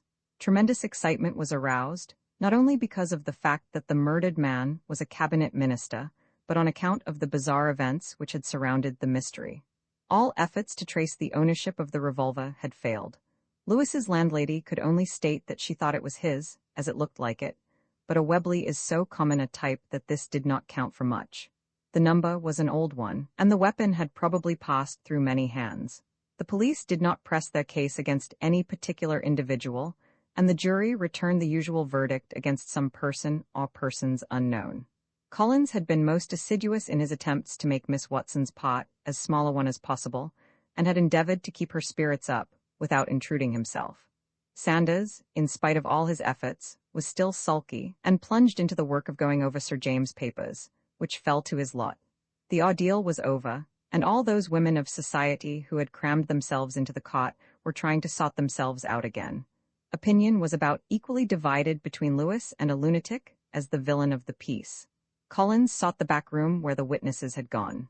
His face was stern. He walked directly to Mrs. Simmons, who was sniffing in a corner. I would like to have a word with you, if I may, he said. Certainly, sir, she replied. Would you kindly come into the next room? There are too many people here. She rose and followed him without a word. In the little side room he faced her. Mrs. Simmons, you gave evidence on oath. You know the nature of an oath? Oh, yes, sir, she replied without hesitation. You swore to tell the truth, didn't you? Why, yes, sir, of course. Very good. In your evidence you said that you did not know who the man was who called on Sir James. With all her control, a look of relief passed rapidly over her face. Quite right, sir. I had no idea. I could not see him. It might have been you, sir, for all I know. It won't do, Mrs. Simmons. You were asked whether anyone else had come to see Sir James after that, and you said no. That was a lie. If one has seen a child's balloon touched with a lighted cigarette, the collapse of this woman was not more complete. She seemed to shrivel up. She tried to speak, but all she could do was to lick her lips and open her mouth. Collins waited. You had better tell me, he said. If I had wanted to have this known publicly, couldn't I have had this out in court? Shall I tell you who called? Oh, no, no, sir, she moaned, raising her hand as though she were threatened with a blow. You know perfectly well that Mr. Eric Sanders came, and you let him in. Oh, sir, how do you know? She said with a look of blank astonishment. The best thing for you is to tell me exactly what did happen. Perhaps I know more than you think. She looked at him in a frightened way. Oh, sir, he had nothing to do with the murder, sir. I am sure he didn't. Tell me exactly what did occur, or must I call the police? He said. What happened was this, sir, she said, gazing round her as if for help. After the visitor had gone, and I am sure I wish I knew who he was, I was in the dining room, as I told in court. Mr. Eric came in without so much as a knock. he being free of the house. He seemed to be very excited, and he says I must see Sir James. I says he does not want to be disturbed. Then he says I'll just knock at his door and ask him. One moment, Mrs. Simmons. Was this after Sir James had sent the letter? Oh, yes, sir, after he had come in. You are quite sure of that? Quite sure. Go on. Mr. Eric knocked at the door, but there was no answer. Then he knocks again, but there wasn't a sound. So he writes something on a card and slips it under the door and says, Sir James, do you mind reading the card? And he waits. There was a noise inside, as though someone was moving very slowly, and a voice said, Go away. Collins drew in a quick breath. You are quite certain about that? Oh, yes, sir, I was standing by the door. I was afraid he would come out and there would be blows. Why? Because, sir, Mr. Eric and Sir James had a terrible set to the night before. Do you mean they came to blows? Oh, no, sir, I meant a figure of speech, only words. What about? Well, sir, it isn't my business, but I think it was over Miss Mabel. Go on, said Collins. Then Mr. Eric says, Won't you see me for a minute? Was there any answer? Only a horrible sort of groan. So I says to him, You'd better get out of this, quick. The master's got a loaded revolver in there. I don't know what made me say that, but I wanted to get rid of him. What did he say? He says, So have I, if it comes to that. But he turned and went out without another word. Oh, sir, I hope I haven't done wrong in telling you. Don't get excited, you have done quite right, but you must not tell anyone else, mind that. I will, sir, and I am sure that he had nothing to do with it, sir. That's why I said nothing about it. Now, one more question, and I have done. Think carefully before you answer. Was it Sir James who answered from the room? All the color fled from her face, and she seemed on the verge of a collapse. Oh, sir, I don't know. I have thought of nothing else since this terrible affair. I don't believe it was like him, but muffled and sort of mumbling. She was shivering now, and on the verge of breaking down. Collins drew a flask from his pocket and took out the stopper. Drink this, it will do you good, I have finished now. Thank you, sir, she said, taking a deep drink. And you won't tell anyone? You must keep absolutely silent. I shall not tell unless I find it necessary. Now, mind, not a word. You will do infinite harm if you do. The effect of the strong drink had made her maudlin, and she sank weeping on a chair. Oh, what would Miss Mabel say? She said between her sobs. Collins gave one look at her and then left the room. He had got the information he wanted. Roman 8 enter Mr. Allery after the inquest. There was nothing to keep Miss Watson in London. A sad cottage started from Leveson Square after dark, for, in the circumstances, they had no wish for public display. The body of the dead statesman was being taken to Devonshire for burial. In all the arrangements, Collins had played an important but unobtrusive part, and now, on the departure platform, he had quietly seen to her comfort in the little ways a woman appreciates. Papers were ready, seats booked at the dining table, and the carriage reserved by a well-tipped guard. Eric Sanders had already gone on, as it was necessary to go through all the dead man's papers, and, as private secretary, he was assisting the police in this matter. An aged and lachrymose aunt had turned up from somewhere, and was acting chaperone. The old nurse had been relegated to what the aunt called her proper place. Collins had completely won the heart of the old nurse with an easy courtesy which is neither patronage nor familiarity, and she had sworn by him ever since he had taken them to the theatre. On that occasion he had, with great tact, laid himself out to amuse the old lady, while Mabel was left to her sulky Eric, which accentuated the contrast. Now he had taken as much care in seeing to the comfort of the two old servants, for the butler was going back with them, as with Miss Watson herself, a fact she was quick to note and appreciate. They were standing on the platform, waiting for the train to start, and Mabel gave him her hand. I am most awfully grateful to you for all you have done, she said. I don't know how I should have got on without you. This has been a very trying time, but it would have been far worse but for your management. He was pleased at the compliment. It has been a real pleasure to do what I could, and no trouble, for I have had to be in the thick of things from my position. A cloud crossed her face. Yes, of course, you are trying to find the criminal. I am trying first to find your brother. Oh, I hope you do. It would be so comforting at this time if he were here. I will let you know directly I hear anything. Oh, but I hope you will do more than that. You must come and see us when we are more settled, she added wistfully. They were joined by Mr. Allery, the senior partner of Allery and Watkins, the family lawyers. Collins and he had seen a good deal of each other during these few days, and had grown to like each other. He took Mabel's hand in a fatherly way. Now, you must not get down there and fret and worry. It's all terribly sad, but you are young, and when you have got over the first grief, you must rouse yourself up. There's nothing worse than moping. Then the best way you can help is to come and see me, she said with a smile, and bring Mr. Collins with you. You are both golfers and there are several excellent links near us. I shall be delighted, said the lawyer. I need a change, only you must remind me or I shall never come, and he laughed in a genial, full-blooded way.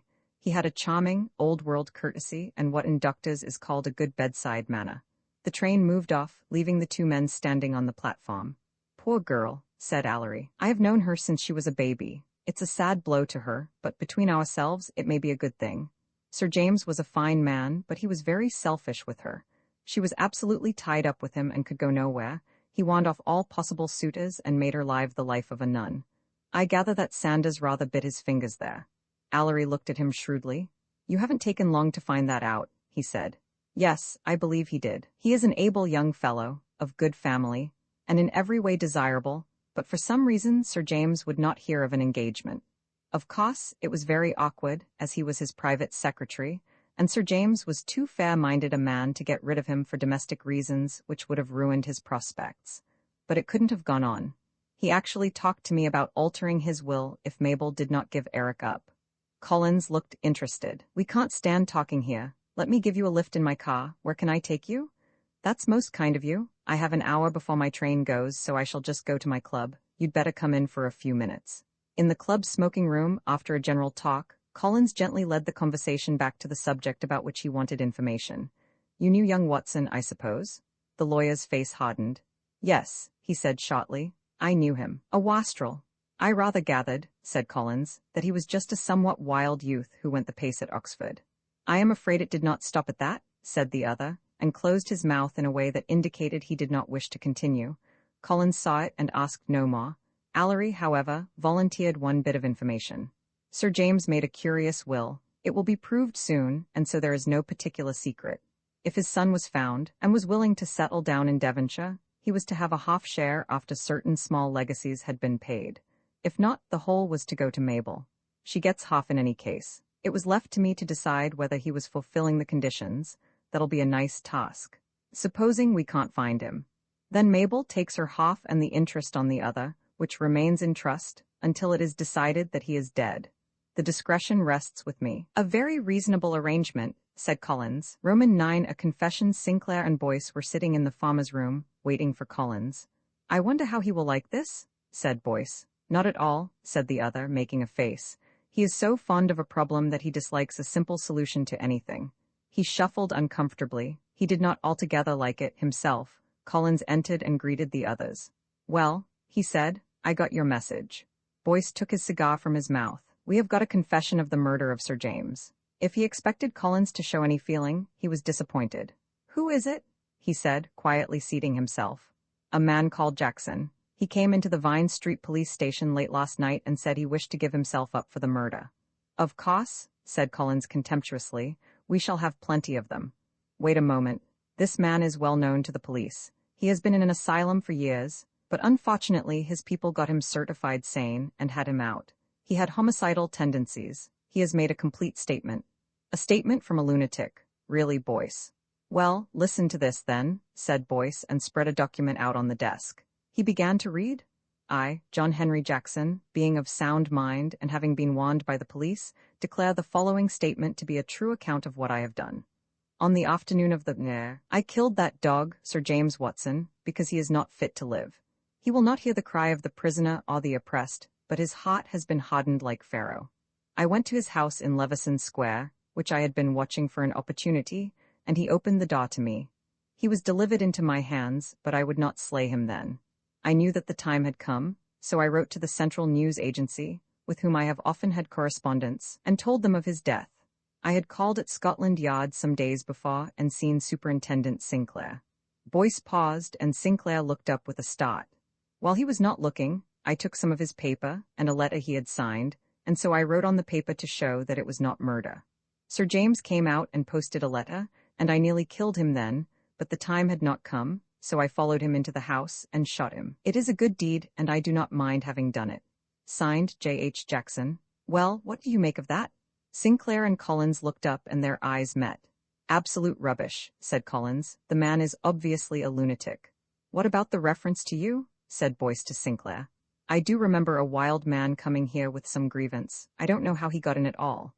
Lewis let him in, but I have no recollection of him taking any letter of mine. Still, he may have done, said Boyce. Of course, said the other. There is always a tray full of typewritten letters of no great importance waiting to go out. They would not be registered till they had been collected, and one might have gone. It's possible. The whole thing is preposterous. What about the telephone messages that Sinclair and I had? Said Collins. Oh, he says he sent them from a call office. Collins laughed. This is all you're doing, Boyce. I knew how it would be. You let the whole story out to the papers, and this lunatic has been turning it over in his mind till he really believes he has done it. It's quite a common phase. I wonder you take the trouble to go into the matter. Wait a moment. You always think no one can be right but yourself? You have not heard all. A policeman has identified him. He saw him several times hanging about Leveson Square, and he has been further examined, and his story hangs together. I don't think there is any doubt that we have got the right man. I am perfectly sure you haven't, said Collins. Boyce turned to him. Of course it will be a disappointment to you. I know you always like something out of the way, with mystery and special features. What do you think, Sinclair? I don't know, sir. I don't know what to say. I don't somehow think he is our man. I am quite sure he is. He's got to be. You understand. And I expect loyal support from my department, said Boyce with decision. It won't do, Boyce, old fellow, said Collins. What do you mean? I'll tell you. Have you ever seen The Mikado? If so, you may remember a song beginning, as some day it may happen that a victim must be found. I am afraid I don't follow you, said the other coldly. Between us three there is no need for bluff. You are being worried by all kinds of people to solve the problem. You see that your professional reputation is at stake, and that much hangs on it. And you see here a good chance of finding a victim who will not suffer any hardship in any case, as he obviously ought to be under lock and key. It is the Stenny Morrison case over again, only here you will not have to have an innocent man tried, because this man will not be able to plead. It will all work out finely. This man will go to Broadmoor, where he will be quite happy, and there will be much praise for the smart commissioner. Boyce flushed scarlet. You mean I should fake up a charge against a man I knew was not guilty, he said. Collins shrugged his shoulders. I have known it done, he said, and turned to Sinclair. Well, here ends the wonderful mystery of Leveson Square. There will be no difficulty in getting a case. I have not been at the bar for nothing. There will be no defense because there will be no trial. Personally, I could drive a horse and cart through the whole thing. So could you, but it will be beautifully stage-managed. Boyce rose in anger. I suppose because you are a freelance you think you can say what you like, unless you are trying to make a joke in rather doubtful taste. I do not see that any useful purpose would be served by continuing this discussion, and he went out. The other two looked at each other. Collins burst out laughing. Cheer up, he said. You look as if you had just missed backing the winner. That's just what I have done, said Sinclair gloomily. It's all right for you, but I have to do what I am told. I know this is all wrong. Do you? So do I, said Collins quietly. The other looked up quickly. You are very certain. Exactly, and so are you. They both stared hard at each other for a moment. I wonder what you have got hold of, said Sinclair. That's just what I was wondering, said Collins. There's one thing. This will put the real man right off. He will think he's safe and may return, said Sinclair. Return? What do you mean? Oh, nothing. A clock entered and laid an early edition of the Evening Rag on the table. Sinclair picked it up. Read that, he said indignantly. Across the page was printed, Murder of the Home Secretary, suspect arrested, makes full confession. There followed an account of how that brilliant civil servant, F.D. Boyce, Commissioner of Police, after devoting his nights and days to the problem, had at last effected the arrest of a violent lunatic who had made a full confession of the dastardly crime. There followed a paragraph in praise of their worthy official, and in self-laudation of the press generally, whose cooperation had been so effectual. Collins put it down with a smile. So that's that, he said. I wash my hands of the case. On his way back to his flat, he stopped at a post office and sent off a wire. Delighted to accept your kind invitation. Will come tomorrow, and addressed it to Miss Watson, The Vale, Holbrook.